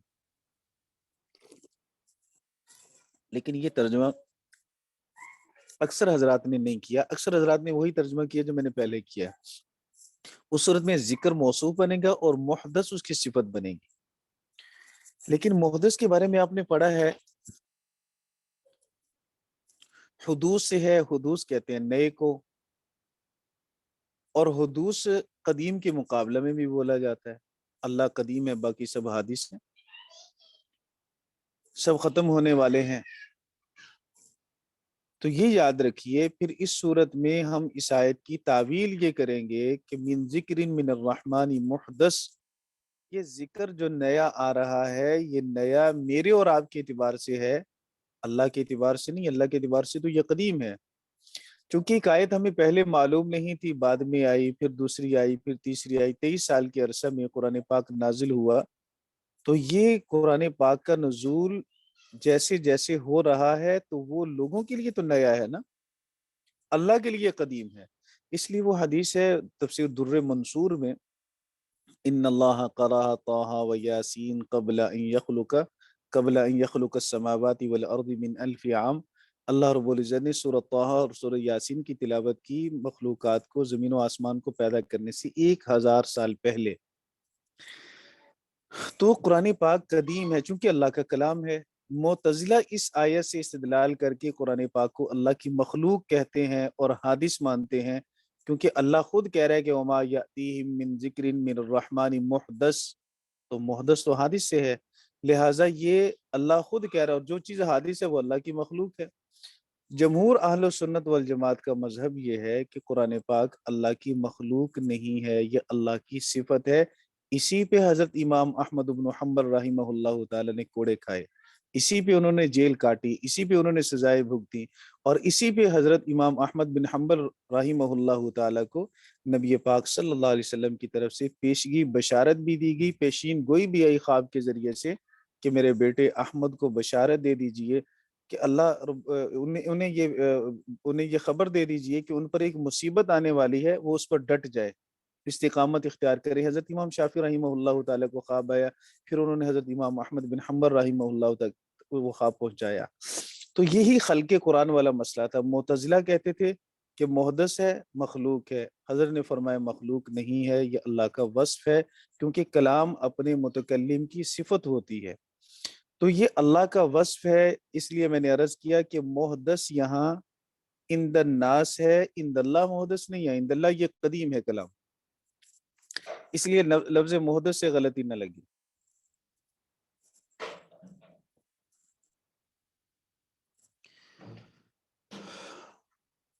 अच्छा जी,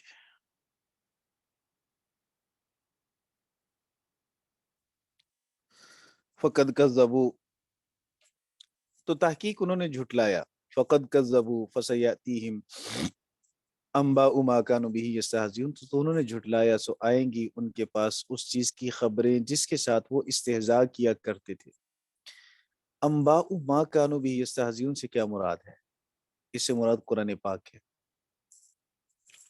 कुरान पाक के बारे में वो कुरान पाक का वो इस्तेहज़ा करते थे। कभी कहते थे कि ये साहिराना कलाम, कभी कहते शायराना कलाम। इस कलाम का वो मजाक किया करते थे। फला फला गुलामों से अल्लाह के रसूल सल्लल्लाहु अलैहि वसल्लम ने, अद्दास बिन उबैद का नाम पीछे मैंने बताया था, उससे अल्लाह के रसूल सल्लल्लाहु अलैहि वसल्लम ने कुरान पाक को सुना, सीखा, और फिर वो अरबी में उसको बयान करके फिर हमारे सामने वो कहते हैं अल्लाह का कलाम है। तो ये इन्हें पता चल जाएगा अनकरीब। वो अनकरीब क्या होगा, या मौत के वक्त या फिर कब्र में जाके और हशर में, मैदान हशर में क़यामत के दिन। दूसरा इसके बारे में तौहीद का फरमाया गया कि माकान बिही यस्तहज़िऊन से मुराद तौहीद है, जिसका वो मजाक किया करते थे। और तीसरा इससे जवाहिरुल कुरान में तौहीद, जवाहिरुल कुरान वालों ने तौहीद लिखा, عام मुफस्सिरीन किराम ने इसको कुरान पाक कहा और बाज़ हज़रात ने इसको अजाब कहा कि वो जिस अजाब का मजाक उड़ाया करते थे कि अल्लाह के रसूल फरमाते कि अगर अल्लाह की तौहीद के मुनकिर बनोगे, जैसे पहले मुशरिकीन पर अजाब आया तुम पर भी आएगा, तो मजाक उड़ाते। वो अजाब लाते क्यों नहीं हो, आसमान गिराते क्यों नहीं हो, सिर्फ धमकियां हैं, इसकी कोई हकीकत नहीं है। तो अल्लाह के रसूल सल्लल्लाहु अलैहि वसल्लम की सदाकत पर वो सवालात उठाते और नबी पाक सल्लल्लाहु अलैहि वसल्लम का मजाक उड़ाते। तो उस पर अल्लाह रब्बुल इज्जत ने फरमाया फ़क़द कज़्ज़बू, उन्होंने तकज़ीब की, फ़सयअतीहिम, अनकरीब आएगा कौन, अंबाउ मा कानू बिही यस्तहज़िऊन, खबरें जिसके साथ वो इस्तेहज़ा किया करते थे। अवलम यरौ इलल अर्दी, क्या उन्होंने जमीन को नहीं देखा, कम अंबतना फीहा मिन कुल्ली ज़ौजिन करीम, इसमें हमने कितनी किस्म की अच्छी अच्छी बूटियां उगाई, अच्छी अच्छी फसलें उगाई। मौलाना कम भी कसरत के लिए है और मिन कुल्लिन, ये कुल भी कसरत का माना देता है। कुल तो हमारी उर्दू के अंदर भी इस्तेमाल होता है, तो कुल का माना भी सब यानी कसरत का माना दे रहा है, और कम भी कसरत का माना दे रहा है। लेकिन कम और कुल में फर्क यह है कि कम में असनाफ की कसरत है, किस्में ज्यादा होंगी, कितनी ही किस्म की हमने उगाई, कम अंबतना फीहा। और मिन कुल्ली, कुल के अंदर अफराद की कसरत बयान की जा रही है, किस्में भी बहुत ज्यादा हैं और उनके अफराद भी बहुत ज्यादा है। ज़ौज जोड़े को कहते हैं, और करीम इनका माना जो फायदेमंद हो इंसान की सेहत के एतबार से, खाने के एतबार से, उसमें इंसान के लिए कसीरुल फ़वाइद इसका माना किया गया। तो तर्जमा यूं कर लेंगे कि क्या उन्होंने जमीन को नहीं देखा कि हमने उसमें कितनी किस्म की अच्छी अच्छी बूटियां उगाई, अच्छी अच्छी फसलें उगाई। तो मैंने अर्ज किया कि कम और कुल दोनों कसरत के लिए हैं। कम के अंदर असनाफ की कसरत है, कितनी किस्में हमने उगाई, और उन हमें से हर एक किस्म के अफराद कितने ज्यादा है। तो दोनों के अंदर कसरत है, अफराद के अंदर भी, असनाफ के अंदर भी। और करीम इनका माना कसीरुल फ़वाइद। इन्न फी ज़ालिका लआयतन, बेशक इसमें बहुत बड़ी निशानी है। आयतन पर जो तनवीन है ये भी ताज़ीम की है।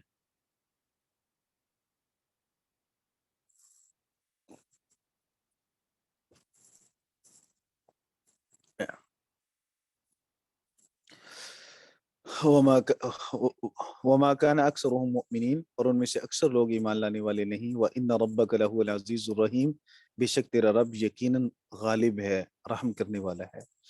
गालिब किस पर है? गालिब है काफिरों पर, गालिब इंतकाम लेने पर। जब काफिरों पर गालिब है तो उनसे इंतकाम भी ले सकता है, लेकिन इसके साथ साथ वो रहीम भी है कि मुआफ करने वाला है, रहीम भी है कि फौरन इंतकाम नहीं लेता, मोहलत देता है, रहीम भी है, तौबा करने वालों को मुआफ करता है। फौरन इंतकाम नहीं ले रहा इसलिए कि रहीम है।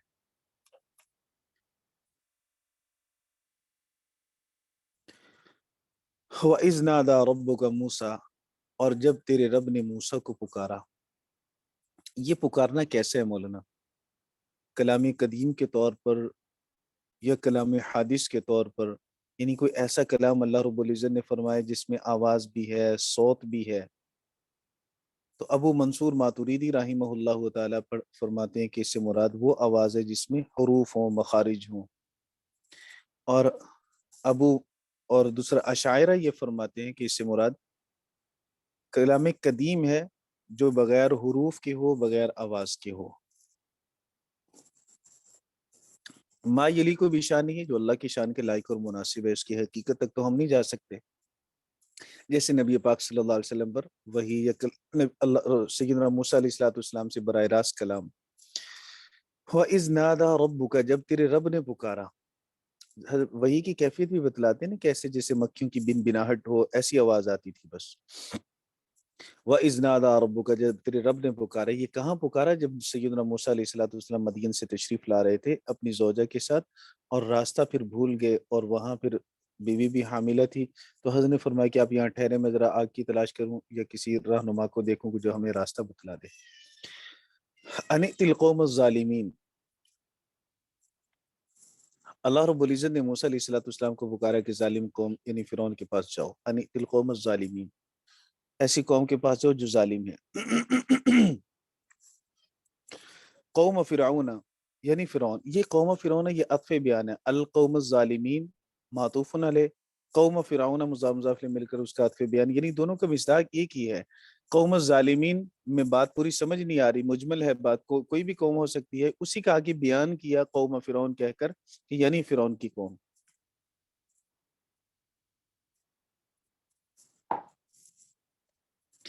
الا یتقون، یہ لوگ ڈرتے نہیں ہیں، یہ لوگ ڈرتے نہیں، اللہ رب العزت کی فرما برداری نہیں کرتے.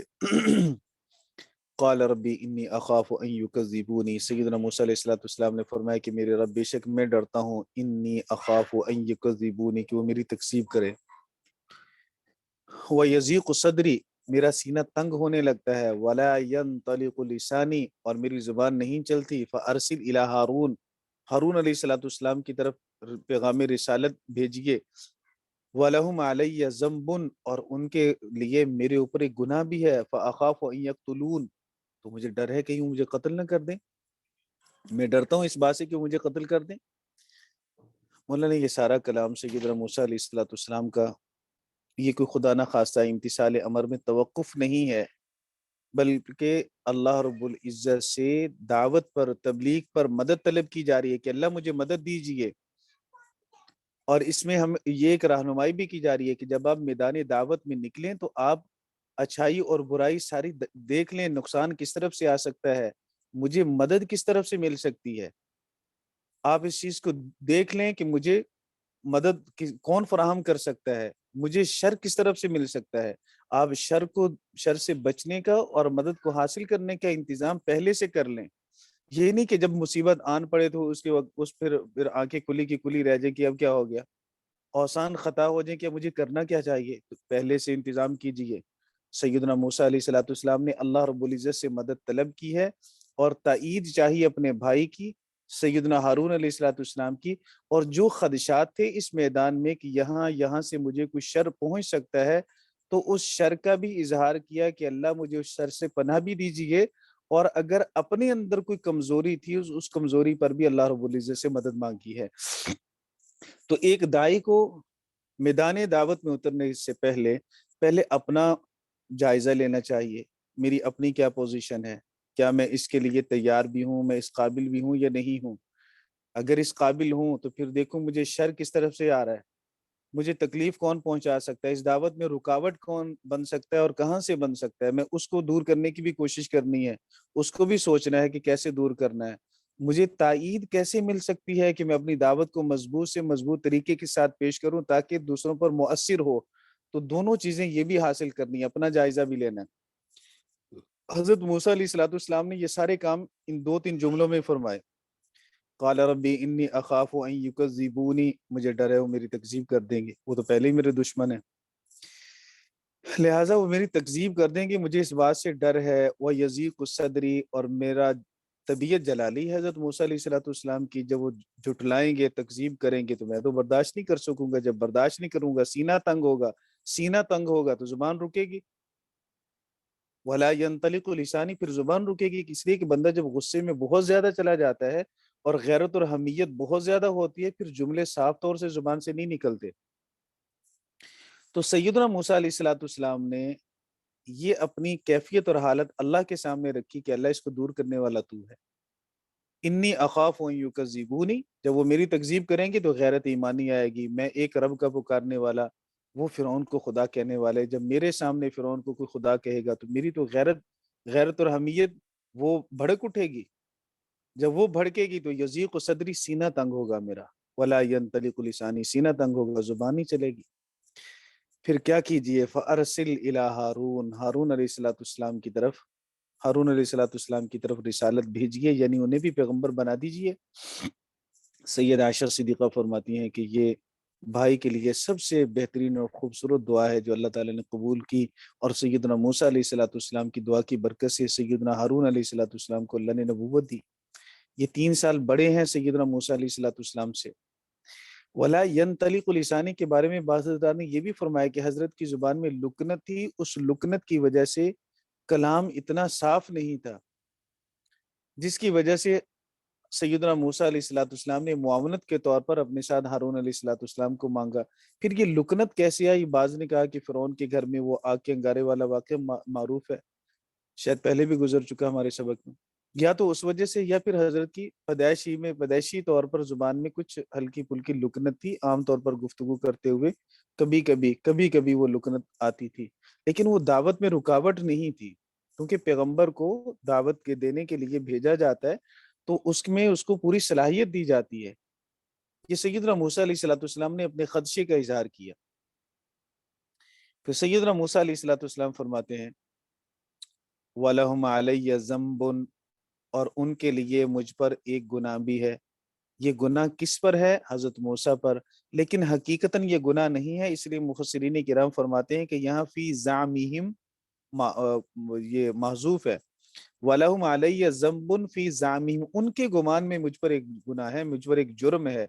वो जो किप्ती को मुक्का मारा था, बनी इसराइल का और किप्ती आपस में ये दोनों किसी बात पे उलझ रहे थे, तो हजरत ने छुड़ाने की कोशिश की, नहीं छूटा तो किप्ती को मुक्का मारा और किप्ती सीधा पहुंच गया ऊपर। तो उसी को फिर वो फिरौन की पुलिस पीछे लगी, तो हजरत चले गए वहां से मदियन। तो उसी को हजरत ने फरमाया कि वलहुम अलैया ज़म्बुन, उनके लिए मुझ पर एक गुनाह भी है। फ़अख़ाफ़ु अन यक़्तुलूनी, कि मुझे उस किसास के अंदर वो कत्ल करते, मुझे इस चीज का डर भी है। लिहाजा जिस मंजिल तक मैंने पहुंचना है, उस मंजिल में पहुंचने से पहले पहले कहीं ऐसा ना हो कि मुझे किसासन कत्ल कर दें, कहीं ऐसा ना हो कि मुझे कोई ऐसा नुकसान पहुंचा दें, मैं वहां पहुंच जाऊं तो फिर कहीं ऐसा ना हो कि वो इस अंदाज से मेरे सामने बात करें कि मुझे उस पर गैरत और हमीयत आए और मेरा सीना तंग हो, जुबान रुक जाए। लिहाजा मेरे अल्लाह, ये सारी बातें मेरे जहन में है, इनसे मुझे खुलासी अता कर दीजिए। अल्लाह ने फरमाया क़ाल कल्ला, हरगिज नहीं, फ़ज़हबा, तुम दोनों जाओ। अभी हजरत हारून अलैहिस्सलाम तो तशरीफ नहीं लाए थे, लेकिन सैयदना मूसा अलैहिस्सलाम और हारून अलैहिस्सलाम को चूंकि अल्लाह ने दुआ को कबूल कर लिया, इसलिए उनका आना भी यकीनी है। इसलिए अल्लाह ने दोनों को मुखातिब किया, फ़ज़हबा, तुम दोनों जाओ, भी आयातिना, हमारी निशानियों के साथ, इन्ना माकुमा नहीं कहा, इन्ना माकुम, हालांकि है तो दो। तो मुफस्सिरीन किराम फरमाते हैं कि माकुम इसलिए फरमाया कि ये दोनों बहुक्म जमात थे, अपनी जात में खुद ही एक अंजुमन थे, अपनी जात में खुद ही एक जमात थे, इसलिए वो जमा के हुक्म में है। या ताजीम के लिए कुमा की जगह कुम फरमा दिया। या इसमें बनी इसराइली भी कुछ शामिल हैं कि वो भी आपके साथ जाएंगे। इन्ना माकुम मुस्तमिऊन, बेशक हम तुम्हारे साथ सुनने वाले हैं, हम तुम्हारी गुफ्तगू को भी सुनेंगे, उनके जवाब को भी सुनने वाले हैं। जो बातचीत उनके और आपके दरमियान होगी, हम उसको गौर से सुनने वाले हैं। जब हम सुनने वाले हैं तो फिर हम निगरान भी तो है ना आपके। जब हम सुनने वाले हैं तो हम आपकी जुबान से बात कहलवाएंगे भी तो सही ना। जब हम सुनने वाले हैं तो फिर हम आपके मुहाफिज भी तो हैं, हम आपको कत्ल से भी बचाएंगे। जो आपकी इस रास्ते पे चलते हुए परेशानी है, उस परेशानी का इजाला करने के लिए हम हैं। फ़अतिया फिरौना, सो तुम दोनों जाओ फिरौन के पास। फ़क़ूला, तो तुम दोनों कहो, इन्ना रसूल रब्बिल आलमीन, बेशक हम तमाम जहानों के रब के रसूल हैं। एक तो नाहवी एतबार से ये देख लें कि इन्ना जमा का सीगा है, और आगे रसूलू, रसूल वाहिद है, इसकी जमा रसूलून, रसूलन। तो रसूल के बारे में भी मालिम तंजील में है कि यहाँ ये रसूल तस्निया के हुक्म में है, या फिर ये रसूल का लफ्ज वाहिद और तस्निया जमा तीनों के लिए इस्तेमाल होता है। रसूल मुतलक कासिद को कहते हैं, तो हम कासिद हैं रब्बिल आलमीन, दोनों तमाम जहानों के रब के। आलमीन या आलम की जमा, और आलम अलामत से है, अलामत का माना निशानी। सैयदना मूसा अलैहिस्सलाम ने इन्ना रसूल रब्बिल आलमीन कहा, तमाम जहानों के रब हैं। तमाम जहानों के रब के हम कासिद हैं। फिरौन अपने आप को रब्बुल आलमीन नहीं कहता था, वो खन्नास सिर्फ अपने आप को उस मिस्र के लोगों के रब कहता था। उससे इधर उधर वाले जो लोग हैं उनका भी रब नहीं कहता था, और पिछले गुजरे लोगों का भी रब नहीं कहता था। बस वो सिर्फ मिस्र के जो लोग जिन पर उसकी हुकूमत थी, उन्हीं का वो रब्बुल आला बना हुआ था। ان ارسل معنا بنی اسرائیل، یہاں رسالت بیان کی، فقولا انا رسول رب العالمین، رسالت کے ساتھ ساتھ توحید بھی بیان کی کہ رب العالمین صرف اللہ رب العزت کی ذات ہے، اور آگے پھر اپنی قوم کی آزادی کو بیان کیا، ان ارسل معنا بنی اسرائیل، یہ کہ ہمارے ساتھ بنی اسرائیل کو بھیجیے۔ بنی اسرائیل کے نبی مذہبی کام بھی کرتے تھے اور سیاسی کام بھی کرتے تھے، ان کے ذمہ اپنی قوم کی سیاست بھی تھی، اپنی قوم کی مذہبی سیادت بھی تھی اور قومی قیادت بھی تھی، دونوں چیزیں تھیں ان کے پاس۔ اس لیے یہ کہ نبی یا نبی کا وارث وہ صرف مسجد اور مدرسے کی چار دیواری تک محدود رہے، یہ اسلام کا تصور نہیں۔ ہمارے آقا صلی اللہ علیہ وسلم نے بھی سیاست بھی کی، لیکن سیاست کا لفظ اتنا بدنام ہے کہ ان کو ان کی طرف منسوب کرتے ہوئے بھی حیا آتی ہے۔ دور حاضر میں جو کوئی جھوٹ بولے، فراڈ کرے، چوری کرے اور غلط بیانی کرے، یو ٹرن لے، تو ہم کہتے ہیں یہ سیاست ہے بھائی۔ تو یہ سیاست کا لفظ اتنا بدنام ہو چکا ہے کہ ان کی طرف منسوب کرتے ہوئے اس میں قباحت محسوس ہوتی ہے۔ باقی یہ کہ قوم کی خدمت، سیاست بمعنی خدمت ہے، تو انبیاء علیہ السلام نے ایسے انتظامی امور سنبھالے ہیں۔ تو اپنی قوم کی آزادی کی جنگ سیدنا موسیٰ علیہ السلام لڑ رہے ہیں۔ قال علم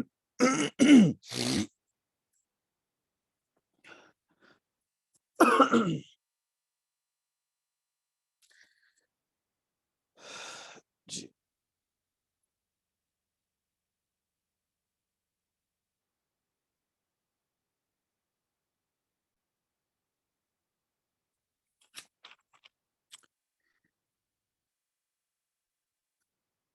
تو فرعون نے کہا علم نربک فینا ولیدا ولبثت فینا من عمرک سنین۔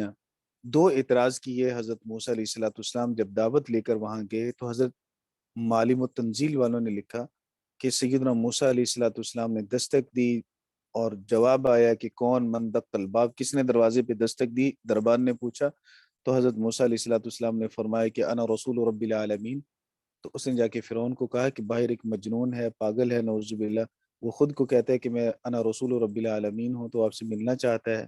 تو فرعون نے ملنے سے انکار کیا۔ 1 سال تک حضرت موسیٰ علیہ السلام اسی انتظار میں رہے، اور پھر جا کے کہیں اجازت ملی فرعون سے ملاقات کرنے کی، تو پھر فرعون نے یہ کہہ کر ملاقات کرنے کی اجازت دی کہ چلے ہم کچھ ان کی باتوں سے محظوظ ہوتے ہیں، جس کو ہم کہتے ہیں نا انجوائے کرتے ہیں، تو محظوظ ہوتے ہیں، بس اس کی کچھ باتوں سے اس کو بلا لو۔ تو پھر حضرت موسیٰ علیہ السلام دعوت دینے کے لیے تشریف لے گئے۔ ان ارسل معنا بنی اسرائیل، جب اس نے دیکھا کہ یہ موسیٰ ہے، تو اس نے پھر یہ 2 شکوے کیے، 2 باتیں کہیں، 2 اعتراض کیے۔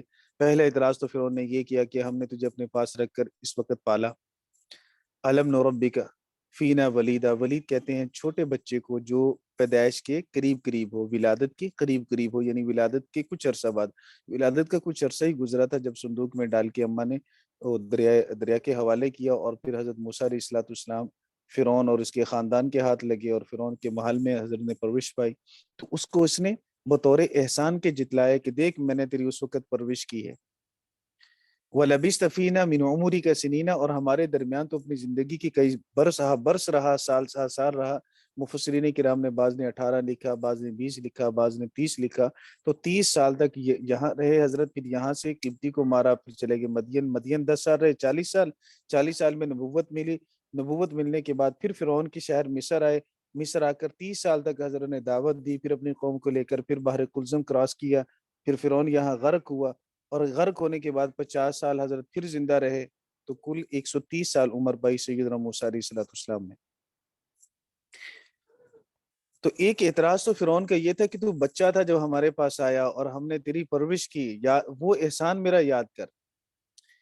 جب باطل کے پاس دلیل نہیں ہوتی، جھوٹے کے پاس دلیل نہیں ہوتی دعوے کی، مد مقابل کی، تو وہ ذاتیات پہ اترتا ہے۔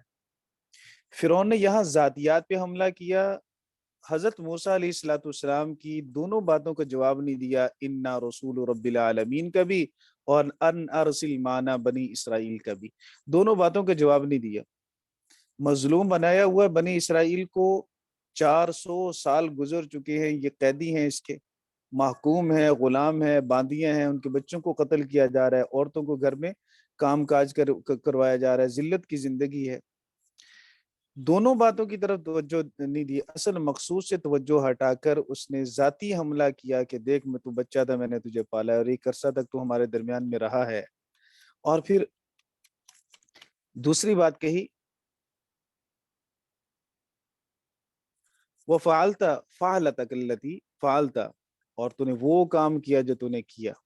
وہ اشارہ کیا قبطی کو مارنے کی طرف، وہ کام جو تو نے کیا نا، وَأَنْتَ مِنَ الْكَافِرِينَ، موسیٰ تو ناشکروں میں سے ہے، یا کافر یہاں بمانا ناشکرہ، تو ناشکروں میں سے ہے. یا پھر مفسرین کرام فرماتے ہیں کہ فرعون نے اپنے گمان میں کہا کہ شروع میں جب تو میرے پاس رہا تب تو مجھے خدا مانتا رہا، تب تک تو مجھے الہ مانتا رہا، اور اب تو نے کہا اب میری الوہیت کا انکار کر کے تو کافروں میں سے ہو گیا، منکرین میں سے ہو گیا. تو بہرحال پہلا معنی زیادہ واضح ہے کہ وہ انت من الکافرین، تو ناشکروں میں سے ہو گیا، میرے گھر میں کھایا، پھر میرا بندہ بھی قتل کیا جو میرا نان بھائی تھا، باورچی تھا، کوک تھا، اس کو بھی قتل کیا، قتل کر کے پھر یہاں سے چلے گئے اور پھر آ کے میرا ہی مقابلہ کر رہے ہو. یہ تو بڑی ناشکری کی بات ہے. یہ دو ذاتی حملے کیے فرعون نے اصل مقصد سے توجہ کو ہٹانے کے لیے. سیدنا موسیٰ علیہ السلام نے کوئی ذاتی حملہ نہیں کیا. حضرت موسیٰ علیہ السلام اس پہ بھڑکے بھی نہیں. دائی کا کام یہ ہے کہ مد مقابل سے اگر کوئی ایسا بے جا فضول قسم کا اعتراض آئے تو غصہ نہ کرے، تحمل سے جواب دے. سیدنا موسیٰ علیہ السلام نے تحمل کا مظاہرہ کر کے جواب یہ دیا، قال فعلتها اذا وانا من الضالین. انکار نہیں کیا، جھوٹ نہیں بولا، یہ بھی نہیں کہا کہ وہ تو واجب القتل تھا، بلکہ حضرت موسیٰ علیہ السلام نے فرمایا کہ فعلتها، میں نے اسے کیا ہے، وہ مجھ سے ایسے ہوا گناہ، وہ قتل والا فعل مجھ سے سرزد ہوا. اذا وانا من الظالین، تب تو میں ناواقف تھا. ناواقف کا یہاں مطلب یہ ہے کہ اسے قتل کرنے سے میں ناواقف تھا، میں قتل نہیں کرنا چاہتا تھا، غیر ارادی طور پر ہوا. بھلا مکے سے کون کسی کو مارتا ہے؟ مکے سے تنبیہ کی جاتی ہے، قتل نہیں کیا جاتا ہے. تو میں نے تو مکہ مارا تھا، اور وہ بھی صرف ان دونوں کی صلح کروانے کے لیے، تاکہ یہ دونوں ایک دوسرے کو چھوڑ دیں، جھگڑا ختم ہو جائے. اور جب ختم نہیں کر رہے تھے تو ایک کو مکہ مارا، اور مکہ تب لگا جب اس کی قضا کا وقت آ چکا تھا، اور وہ اپنی قضا سے مر گیا. مکے سے لوگ تھوڑی مرتے ہیں. تو اس لیے حضرت نے فرمایا فعلتها اذا وانا من الضالین، تب وہ ناواقف تھا، یعنی اس کے قتل ہو جانے سے ناواقف تھا، انجام سے ناواقف تھا. کام کیا صحیح ارادے سے، لیکن اس کا انجام یوں نکلے گا یہ مجھے معلوم نہیں تھا. ایک بات تو نوٹ کرنے کی یہ ہے اس آیت میں کہ پہلے اللہ جو فرعون نے اعتراض کیا، جس کو اللہ نے نقل کیا، وہ اعتراض پہلا ہے کہ تو میرے گھر میں پرورش پاتا رہا. دوسرا اعتراض ہے کہ تو نے یہ جرم کیا. جب جواب دینے کی باری آئی تو جرم والی بات کا جواب پہلے دیا جا رہا ہے، اس لیے کہ یہ منصب رسالت پر ایک داغ ہے اگر صحیح ثابت ہو جائے تو. اگر یہ واقعتاً جرم ہو تو عصمت کے خلاف ہے، لہٰذا پیغمبر کی عصمت کو مجروح ہونے سے بچانے کے لیے پہلے اس کا جواب دینا ضروری سمجھا گیا. فعلتها اذا وانا من الضالین کہہ کر اس جواب کو مقدم کیا کہ یہ مسئلہ زیادہ اہم ہے. پیغمبر معصوم عن الخطا ہوتا ہے، اس سے جرم نہیں ہوتا. غیر ارادی طور پر جو کام ہو جائے وہ گناہ نہیں ہوتا. وہ تو عام انسان بھی کرے تو گناہ نہیں ہے. گناہ تو تب ہے جب کوئی ارادے سے کرتا ہے. غیر ارادی طور پر آپ کے حلق میں پانی اتر جائے تو اس کو خطا کہتے ہیں. خطا سے آپ مجرم نہیں ہوتے، آپ پر کفارہ لازم نہیں ہوتا، کیونکہ آپ گناہ گار نہیں ہیں. ارادی طور پر جب آپ کوئی جرم کرتے ہیں تو تب آپ گناہ گار بنتے ہیں. تو یہ غیر ارادی فعل تھا، اور پھر آلہ قتل کو استعمال نہیں کیا گیا، صرف مکہ استعمال کیا گیا، اس لیے حضرت کی عصمت کے خلاف نہیں ہے.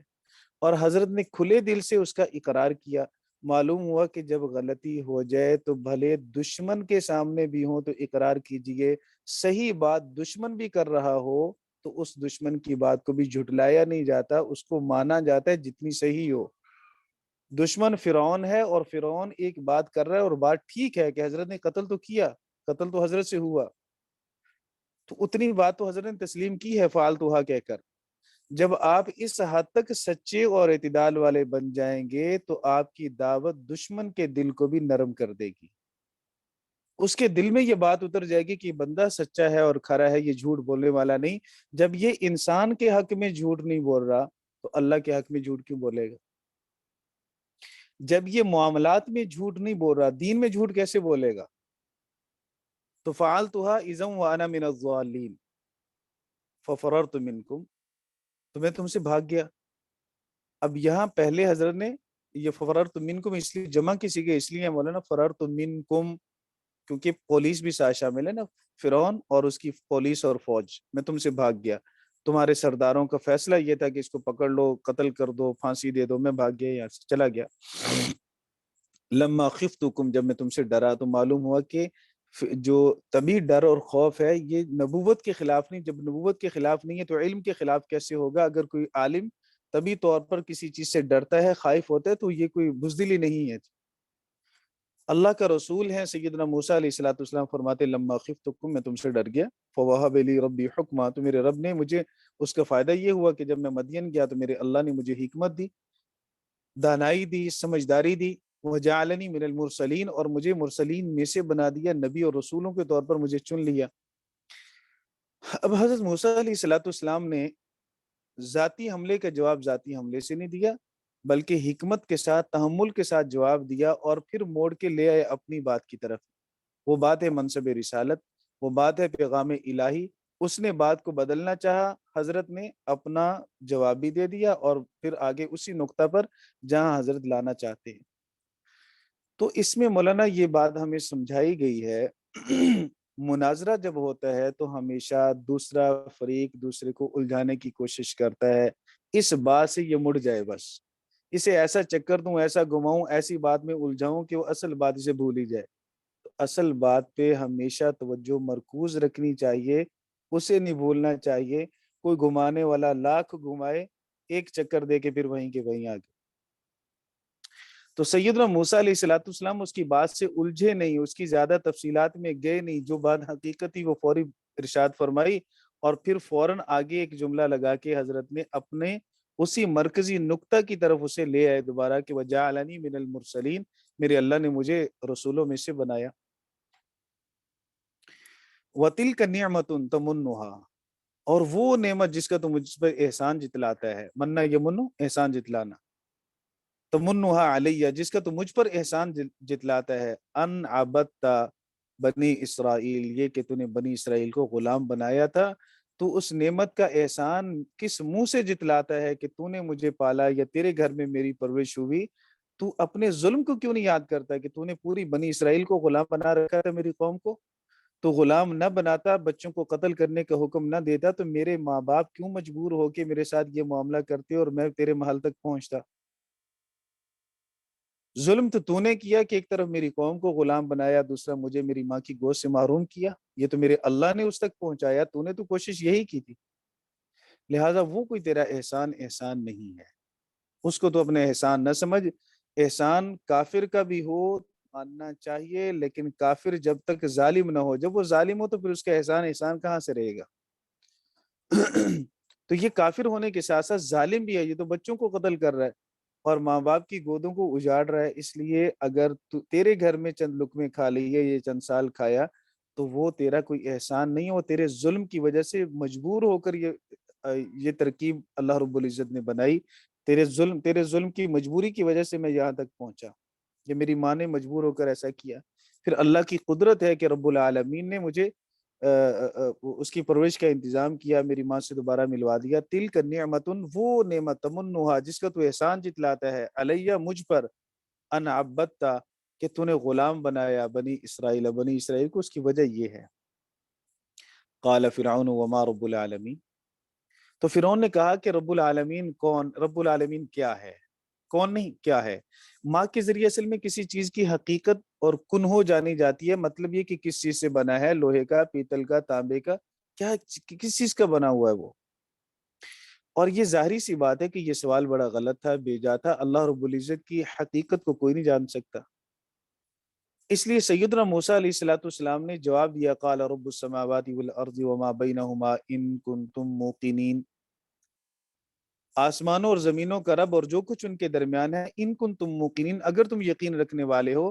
معلوم ہوا کہ جب سوال غلط ہو تو ضروری نہیں کہ آپ اس سوال کے جواب میں الجھیں، آپ اس سوال کے جواب میں الجھنے کی بجائے صحیح بات دوسرے کو بتلا دیں کہ تمہیں یوں سوال کرنا چاہیے تھا کہ رب العالمین کون ہے، پالنے والا کون ہے، من رب العالمین، نہ کہ ما رب العالمین.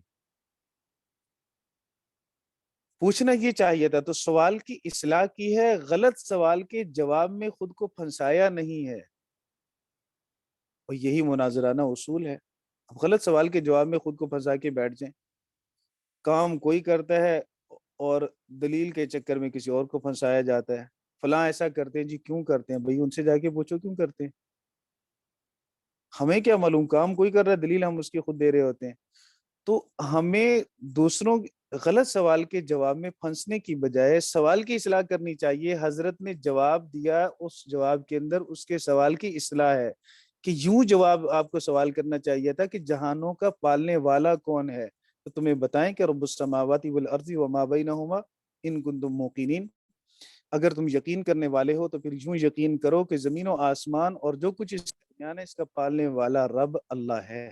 وہ رب ہے، وہی عالمین کا رب ہے. اس لیے کہ اللہ رب العزت کی حقیقت کو تو کوئی نہیں جان سکتا. قال لمن حولہ الا تستمعون، یہ تعجب کے طور پر کہا فرعون نے اپنے ارد گرد والوں کو. سیدنا عبداللہ بن عباس فرماتے ہیں کہ اس کے ارد گرد اس وقت جو اس کے سردار بیٹھے تھے ان کی تعداد 500 کے قریب تھی. تو ان سرداروں سے اس نے بڑے تعجبانہ انداز میں کہا الا تستمعون، کہ سنتے ہو، سن رہے ہو نا کیا کہہ رہا ہے یہ، کہ سارے آسمانوں اور زمینوں اور جو کچھ اس کے درمیان ہے اس کا رب اللہ ہے.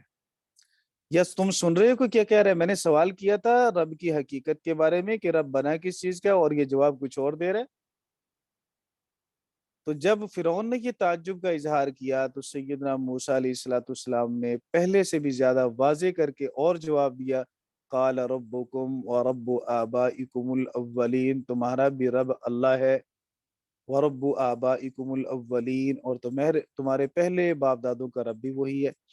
تو ربکم تو ان کے نظریہ پر رد ہے کہ وہ کہتے تھے کہ ہمارا رب العالی فرعون ہے، اور آبائکم الاولین کی وہ قائل نہیں تھے. فرعون اس بات کا قائل نہیں تھا کہ تمہارے پہلے باپ دادا جو فوت ہو چکے ہیں ان کا بھی میں ہی خالق اور مالک ہوں. یہ خناس تو اس وقت خود نہیں پیدا ہوا تھا. تو یہ جو موجودہ زمانے کے تھے ان کا خالق اور ان کا مالک اور ان کا رب ہونے کا مدعی تھا. تو حضرت نے ایک مقدمہ مسلمہ ان کا لیا جو ان کے ہاں مسلم شدہ بات ہے کہ پہلوں کا رب وہ نہیں ہے. تو فرمایا جو پہلوں کا رب ہے وہی تمہارا رب ہے. جب یہ فرعون نہیں تھا تو پہلوں کو کس نے پالا؟ رب تو وہ ہے جو ہمیشہ سے ہو، ہمیشہ رہے. ہر لوگوں کا الگ الگ رب تھوڑی ہوتا ہے. تو جب پہلے لوگوں کے بارے میں تم بھی مانتے ہو کہ رب فرعون نہیں ہے، فرعون بھی کہتا ہے کہ میں ان کا رب نہیں ہوں، تو پھر رب تو ایک ہے نا سب کا، اور وہ رب وہی ہے جو زمین و آسمانوں کا مالک ہے. قال ربکم ورب آبائکم الاولین قال ان رسولکم الذی ارسل الیکم لمجنون. تو فرعون نے کہا کہ بے شک تمہارا رسول جو تمہاری طرف بھیجا گیا ضرور دیوانہ ہے، مجنون ہے، اس لیے کہ میں اس سے پوچھ رہا ہوں کہ ما رب العالمین، اور یہ آگے سے جواب کچھ اور دے جا رہے ہیں. میں پوچھ رہا ہوں کہ رب بنا کس چیز کا ہے، یہ آگے رب کی صفات بیان کر رہے ہیں. تو سیدنا موسیٰ علیہ السلام نے ارشاد فرمایا قال رب المشرق والمغرب وما بینہما. اس کے دعوے کو حضرت نے یوں رد کیا کہ ارے پگلے مجنون، مجھے کہنے والے دیوانہ تو ہے، عقل تیری خراب ہے کہ تو خود کے لیے رب العالی ہونے کا دعوے دار بنا بیٹھا ہے، جبکہ رب تو وہ ہے جو مشرق سے سورج نکالتا ہے، مغرب میں غروب کرتا ہے. جو مشرق اور مغرب کا رب ہے کہ مشرق سے سورج نکلتا ہے، مغرب میں غروب ہوتا ہے. جیسے نمرود بن کنعان کو سیدنا ابراہیم علیہ السلام نے لاجواب کیا اور پھر اللہ نے فرمایا فبہت الذی کفر، مبہوت ہو گیا کافر، آنکھ کی کھلی کی کھلی رہ گئی. تو حضرت نے بھی دیکھا کہ یہ گدھے کا دماغ موٹا ہے، دلیل اس کو تھوڑی موٹی دو.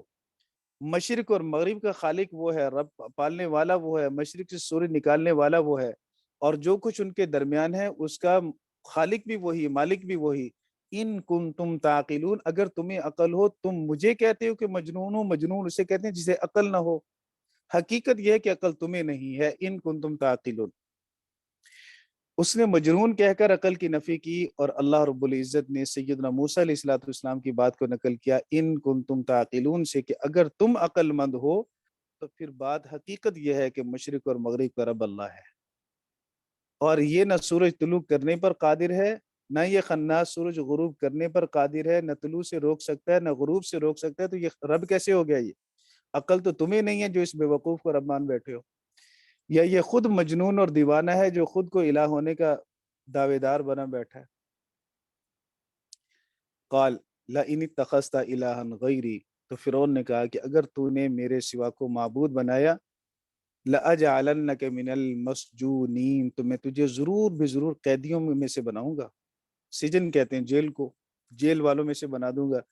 جیل اس کی بڑی خناس کی سختی، چھوٹی چھوٹی کال کوٹریاں جیسے پاکستان کی ایجنسیوں کی، تنہا، نہ دن کا معلوم نہ رات کا معلوم، زنجیروں میں جکڑے ہوئے ہیں، نہ پتہ دھوپ کا نہ چھاؤں کا، نہ دن کا نہ رات کا، نہ گھڑی کا کون سا وقت ہے۔ پھر وہاں سزائیں بھی ہیں۔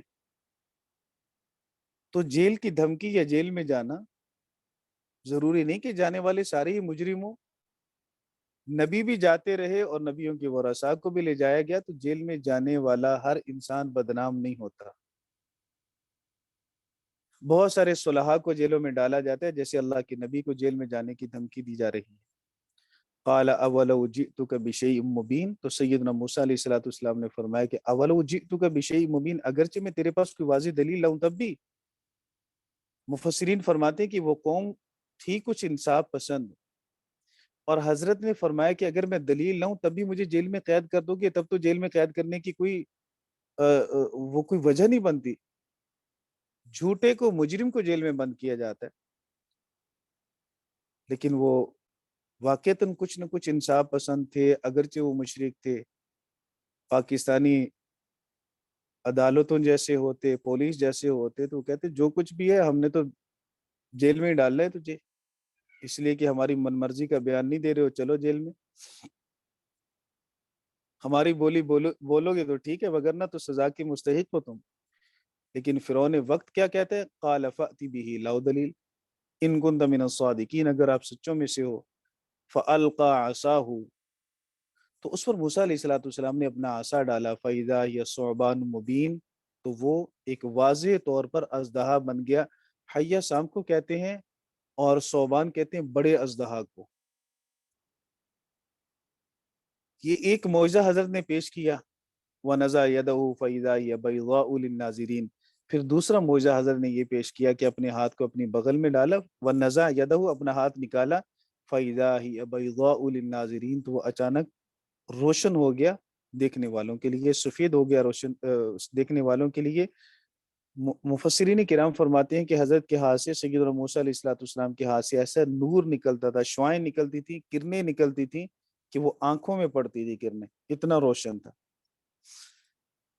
تو یہ دو معجزے حضرت موسیٰ علیہ السلام نے دکھائے، جن کے بارے میں پھر آگے تیسرے رکوع میں بات ہے۔ میرے خیال کافی اتنا جس وقت 1 گھنٹہ تو ہو گیا۔ جی مولانا اچھا، آج بولنے کی اسپیڈ تھوڑی ایسا رکھی نا میں نے۔ بھائی جی وہ مولا مفتی سہیل صاحب بھی آئے تھے بیچ میں، پھر ان کی بھی کلاس تھی۔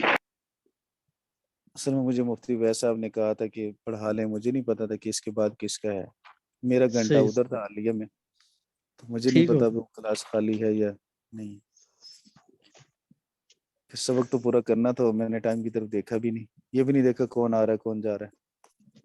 نہیں جزاک اللہ حضرت، مزہ آیا، اللہ پاک بہت زبردست، زیادہ بہت بہتر زیادہ۔ تھا، جی جی آمین دل کو ثم آمین۔ سکون ہوا جی اللہ کا کلام سن کے، اور اس کا ترجمہ تفسیر سن کے، الحمدللہ۔ چلیں بہت جی، اللہ پاک عمل کی توفیق دے آمین اور ہمارے لیے آمین ذریعہ نجات بنائے۔ آمین آمین۔ اصل تو وہی ہے جو اس سے رہنمائی ہم لے لیں۔ جی بے شک بے شک۔ حضرت ایک چھوٹا سا سوال ہے، جی جی بڑا تو کا یہ جیسے آپ نے فرمایا کہ انبیاء علیہ الصلوۃ والسلام جو ہوتے ہیں، نبی جو ہوتے ہیں، یہ معصوم عن الخطا ہوتے ہیں، لیکن جب اس کپتی کو جو مطلب کہ غیر ارادی طور پہ جب وہ مکہ لگا اور وہ مر گیا، اس وقت تو نبوت میرے خیال سے نہیں ملی ہوئی تھی حضرت موسیٰ علیہ السلام نبوت کو۔ تو نہیں ملی، وہ تو 30 سال کی عمر ہے، لیکن نبوت سے پہلے بھی نبی معصوم ہی ہوتا ہے۔ جی ماشاء اللہ۔ نبوت کے جزاک اللہ۔ بعد بھی اور نبوت سے پہلے بھی نبی معصوم جی ہوتا ہے، وہ بڑا گناہ کوئی نہیں کرتا۔ بعض کا اختلاف ہے صغائر کے بارے میں کہ صغیرہ گناہ صادر ہو سکتا ہے یا نہیں ہو سکتا۔ جی تو بہرحال صحیح بات یہی ہے کہ نبی معصوم عن الخطا ہوتا ہے۔ معصوم اجتہادی عن جو الخطا۔ خطا ہوتی ہے اس خطا کو گناہ کہا نہیں جاتا، وہ عصمت کے خلاف نہیں۔ جی جی جی وہ اجتہاد اگر غلط بھی ہو جائے پھر بھی ایک نیکی تو مل جاتی ہے۔ ایک نیکی ہوتی ہے۔ اتو چاہو نا جزاک اللہ۔ میری ہولی کو گرم سبق کے متعلق تو کوئی سوال نہیں ہے جی کسی کا؟ نہیں حضرت، بس یہی تھا میرا تو سوال۔ حضرت یہ جو نبوت ملنے والی بات جیسے منصور عادل بھائی نے کی، آپ نے جواب دیا، کیا یہ نبوت ملنے والی بات کہنا یہ ٹھیک ہے جی؟ کیسے؟ جیسے نبی علیہ السلام کے متعلق فرمایا جاتا ہے کہ 40 سال میں نبوت ملی۔ جی اب نبوت ملی یعنی یہ کہ اس سے پہلے نبی نہیں تھے؟ نہیں، اس سے پہلے نبی ہوتے تو دعویٰ نبوت کرتے نا، ان کے تو مقدر میں اللہ نے لکھی نبوت کو۔ نبی تو حضرت نے فرمایا کہ کنتو نبیًا، میں نبی تھا کہ جب آدم ابھی پانی اور مٹی کے درمیان تھے۔ ہاں جی، لیکن دنیا میں جب نبی کہا جاتا ہے نا کہ نبوت ملی، اس سے مراد بعثت ہوتی ہے، نبی بنا جی کر بھیجنا مقصود ہوتا ہے۔ اصل میں یہ عام عرف کے اندر جو چیز ہے نا وہی مراد لی جاتی ہے۔ تو عرف میں کہا جاتا ہے کہ نبوت 40 سال کی عمر میں ملی اللہ کے رسول صلی اللہ علیہ وسلم کو۔ تو مقصد یہ کہ 40 سال کی عمر میں حضرت نبی بنا کر بھیجے گئے۔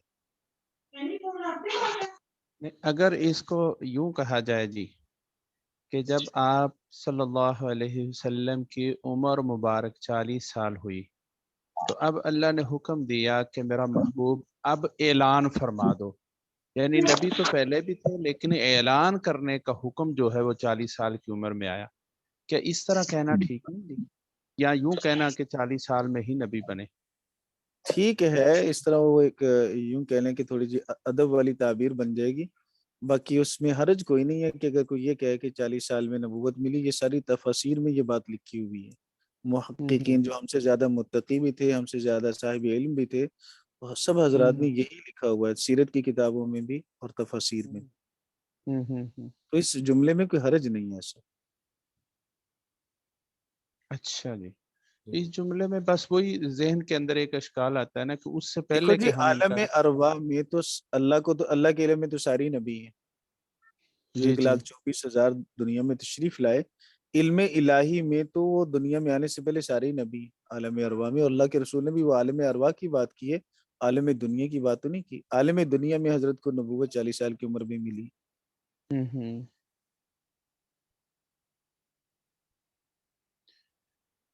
جی بہتر حضرت، جزاک اللہ خیر۔ السلام علیکم۔ وعلیکم السلام ورحمۃ اللہ وبرکاتہ۔ وعلیکم السلام ورحمۃ اللہ وبرکاتہ۔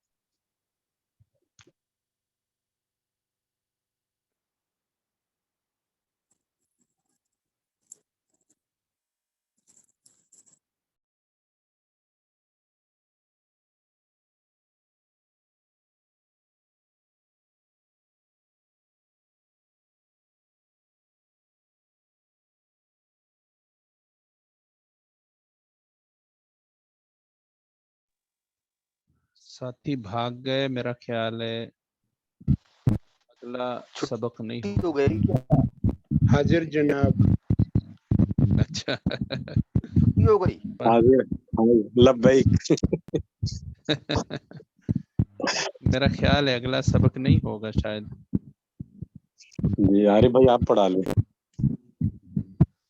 نہیں وہ ساتھی بھی تو چلے گئے نا۔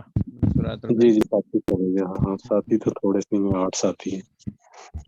بس وہ میرا خیال یہی ہے نا کہ مولانا ناصر صاحب کا آخری سبق ہوتا تھا وہ مولانا سہیل صاحب کی جگہ پہ آ گئے، اور مولانا سہیل صاحب اب نہیں آئیں گے، اس وجہ سے جی جی ساتھی جو ہے نا وہ چلے گئے۔ بس میں تو پہنچا ہی تھا تو میں نے آن کیا تو میں حیران ہو گیا، میں نے کہا وہ لگا ہوا تھا مولانا ناصر صاحب۔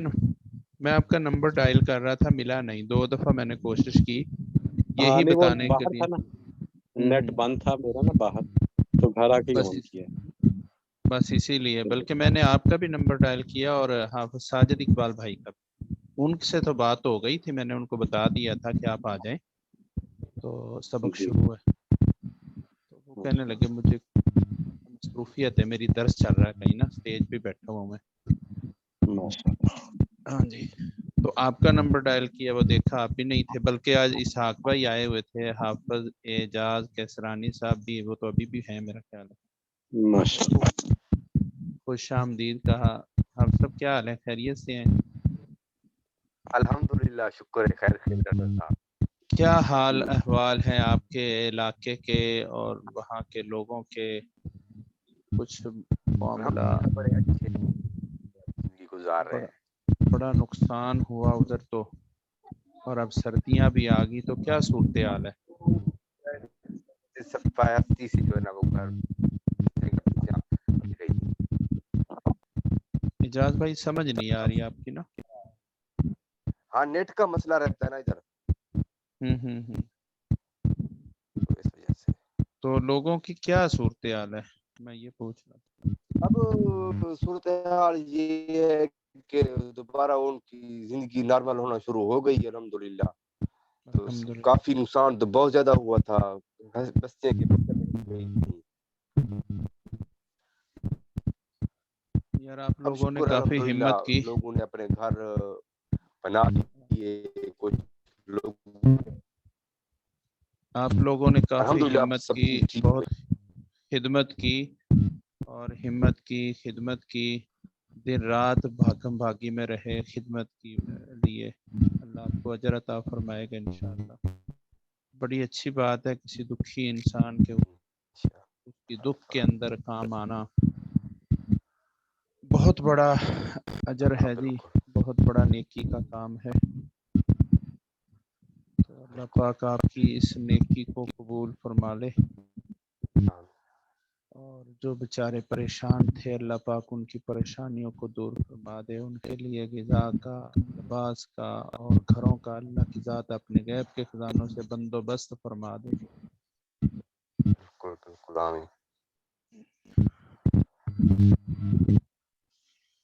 और मंसूर आदिल भाई आपके यहाँ तो बहुत शदीद सर्दी हो गई, -15, बहुत ज्यादा कम हो गया दर्जा हरारत ना। आदिल मंसूर भाई 24+। चले गए। अनोश भाई आपके यहाँ क्या? मंसूर आदिल भाई जा चुके हैं। अस्सलाम वालेकुम रहमतुल्लाह डॉक्टर साहब।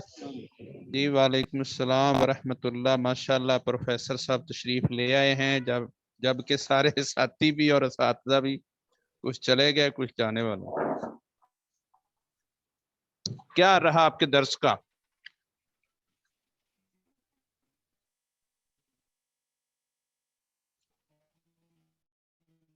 हजरत आपका दर्स ठीक रहा? महफिल आज चले गए वो असल में ना, तो मेरी आवाज आ रही? ठीक नहीं आ रही। अस्सलाम वालेकुम। जी वालेकुम अस्सलाम। अस्सलाम वालेकुम। अब आ रही है आवाज? जी जी अब आवाज आ रही है? जी जी। आरिफ भाई यहाँ कारी अताउर रहमान साहब हैं, मौलाना कारी अताउर रहमान, जामिया तनवीरुल कुरान के ये सदर मुदर्रिस हैं। तो यहाँ इन्होंने अपनी मस्जिद में आज एक प्रोग्राम रखा हुआ था, मेरा दर्स ये आज 16 दिसंबर के हवाले से। 16 दिसंबर को जो यौम सकूते ढाका और इस्तेहकाम पाकिस्तान, तो इस मौजू पर इन्होंने प्रोग्राम रखा था। अभी बस ये 10 मिनट पहले ही फारिग हुए प्रोग्राम से। अच्छा, माशाल्लाह, अच्छा रहा प्रोग्राम? हाँ जी बहुत अच्छा था, काफी लोग शरीक हुए, काफी अच्छा प्रोग्राम था, बड़ा प्रोग्राम था। माशाल्लाह, अल्लाह कबूल फरमाए। और आज क्लास में भी बड़ा अच्छा रहा ना, 1 घंटे की क्लास ली मौलाना साहब। क्या पढ़ाया आपने आज? सूरत शुआरा। शुरू कर दिया। आज मैं सुनूंगा, वीडियो सुनूंगा इंशाल्लाह तफसील से, ध्यान से। 2 रुकू। जबरदस्त जबरदस्त। मैं पूरा इंशाल्लाह घंटा पढ़ूंगा। बस वो मैं रूम में हो गया, मैं इंशाल्लाह वीडियो सुनता हूँ, सारा लिखता हूँ, नोट करता हूँ चीजें, पॉइंट। इंशाल्लाह। जी जरूरी है, आज की जरूरी हाँ है। मैं इंशाल्लाह नोट करूंगा। और सारे आप सब साथी घर ठीक है जी? जी जी अल्हम्दुलिल्लाह। आरोप भाई आपकी दुआओं से बस मैसेज की तरह रात वो डॉक्टर के पास चले गए, बेसमेंट में सिग्नल भी नहीं आ रहे थे, वहां घंटा दो उसी टाइम में वहां लग गया। ओहो, क्या हो गया था? अब वो जरा एक चेकअप कराना था, वो कोई इमरजेंसी तो नहीं थी, लेकिन डॉक्टर ने कहा था वहाँ एक डॉक्टर हैं उमर अस्पताल जेल रोड पे, हाँ जी जी, तो उमर वहाँ अस्पताल है। हाँ वहाँ बस वो रश बहुत था, फिर बेसमेंट में थे वो काफी टाइम, 2 घंटे कल उसी टाइम में ना, क्लास के टाइम में वहां लग गए। अच्छा अच्छा अच्छा, अल्लाह खैर। वैसे ठीक है बाजी?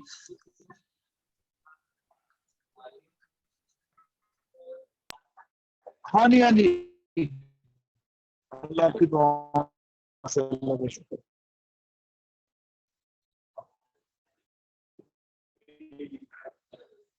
गपशप हो गई। डॉक्टर जमील साहब आप कल ठीक हैं? पाकिस्तान परसों जमील भाई डॉक्टर के पास थे, बच्चों को हाँ वो लेके बताया गए। था बच्चों को लेकर, हाँ मैंने देखा था मैसेज, अल्लाह ताला आसानी फरमाए। जमील भाई क्या हाल है बच्चों का?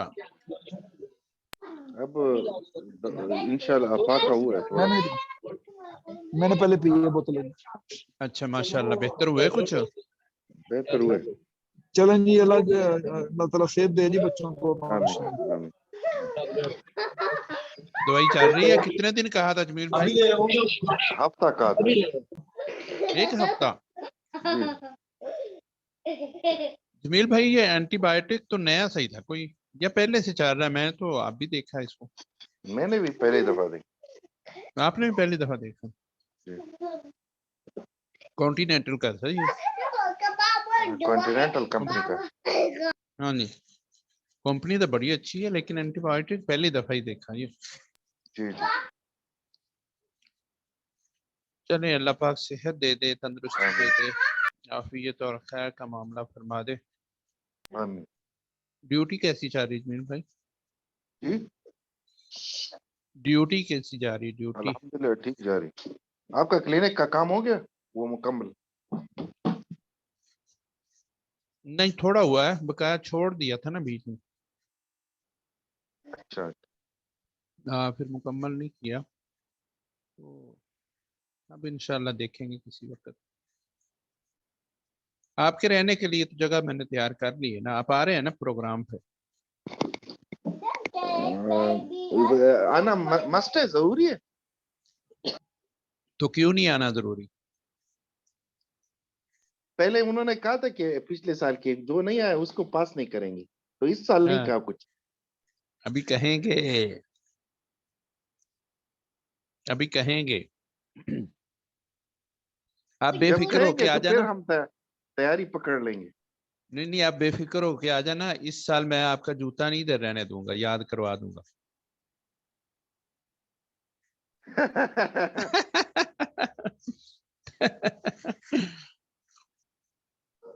और इस साल फाहद भाई को पिछले भी साल लेके तो आप आना। प्रोग्राम में बीमार हो गए थे। पिछले यार साल आप मेरी बीमार हो गए थे।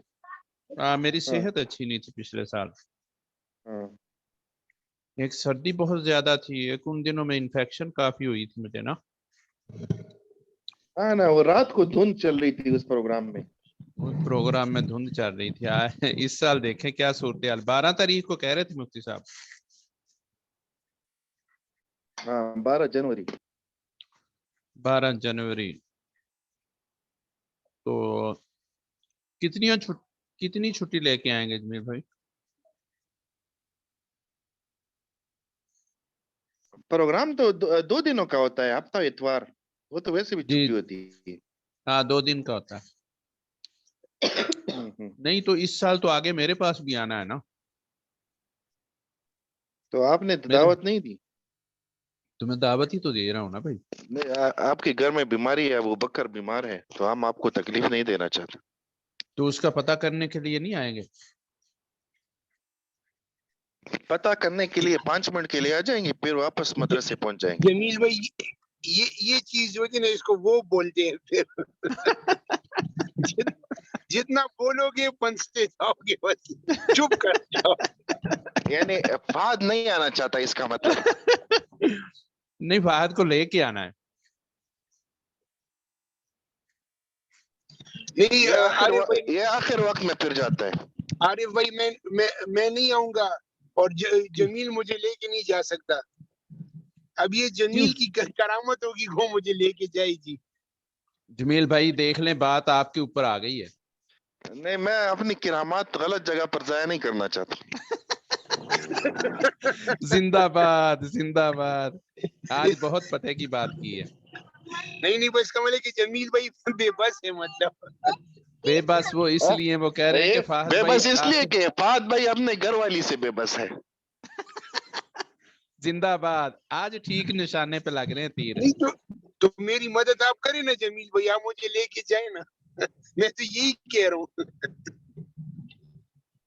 तो भाभी कही कि मेरे उस खान को लेकर चले गए और हम अकेले रह गए। वो आपको जमील भाई स्टाम्प लिख के देना पड़ेगा भाभी को। हाँ ना, स्टैंप लिख कर देना पड़ेगा, ले जाने का, वापस लाने का और खैर वफियत का, सब कुछ ऊपर शर्तें लिखी जाएंगी और उसके ऊपर साइन होंगे, फिर आपकी जो है ना मंजूरी मिलेगी। आरिफ भाई, जमील भाई अपनी जूते भूल गया, घर वापसी पे मुझे भूल गए फिर। और पीछे स्टाम्प भी लेगा, तो फिर आप खुद सोच ले क्या होगा। नहीं, जमील भाई से मैंने कहा है कि आप हिम्मत से आ जाएं, फहद भाई को साथ लेके। जूते जो है ना वो आपको नहीं भूलने दूंगा, वो हम आपको याद करवा देंगे। असल में जमील भाई को मुझे टेलीफोन किया इज्तिमा के लिए कि आप अपनी अच्छा। जमात में आपका नाम लिखवा देता हूँ, फिर खुद नहीं आया। अच्छा जमील भाई, वो उमर भाई का क्या हाल है, डॉक्टर उमर का? उमर भाई ठीक है, आप लोगों को बहुत याद करते हैं, स्पेशली आपको, मुफ्ती साहब को ये याद करते हैं। अच्छा माशाल्लाह, चले उनको ना सलाम बोलना है हमारा। ठीक है, वालेकुम सलाम। डन हो गया फिर? क्यों जमील भाई? मुफ्ती सुहेल साहब को मैंने मैसेज किया, वो कह रहे हैं कि मैं नहीं आ रहा क्लास के लिए। फिर तो छुट्टी करनी चाहिए। जी जी, चले फिर, खुदाए पामान। अनोश भाई को कह दे कि लीव बंद कर दे मीटिंग। खुदाई पामान। खुदाए पामान। अस्सलाम वालेकुम वरहमतुल्लाहि वबरकातुहू। अस्सलाम वरहमतुल्लाहि वबरकातुहू। वरहमतुल्लाहि वबरकातुहू। फहद भाई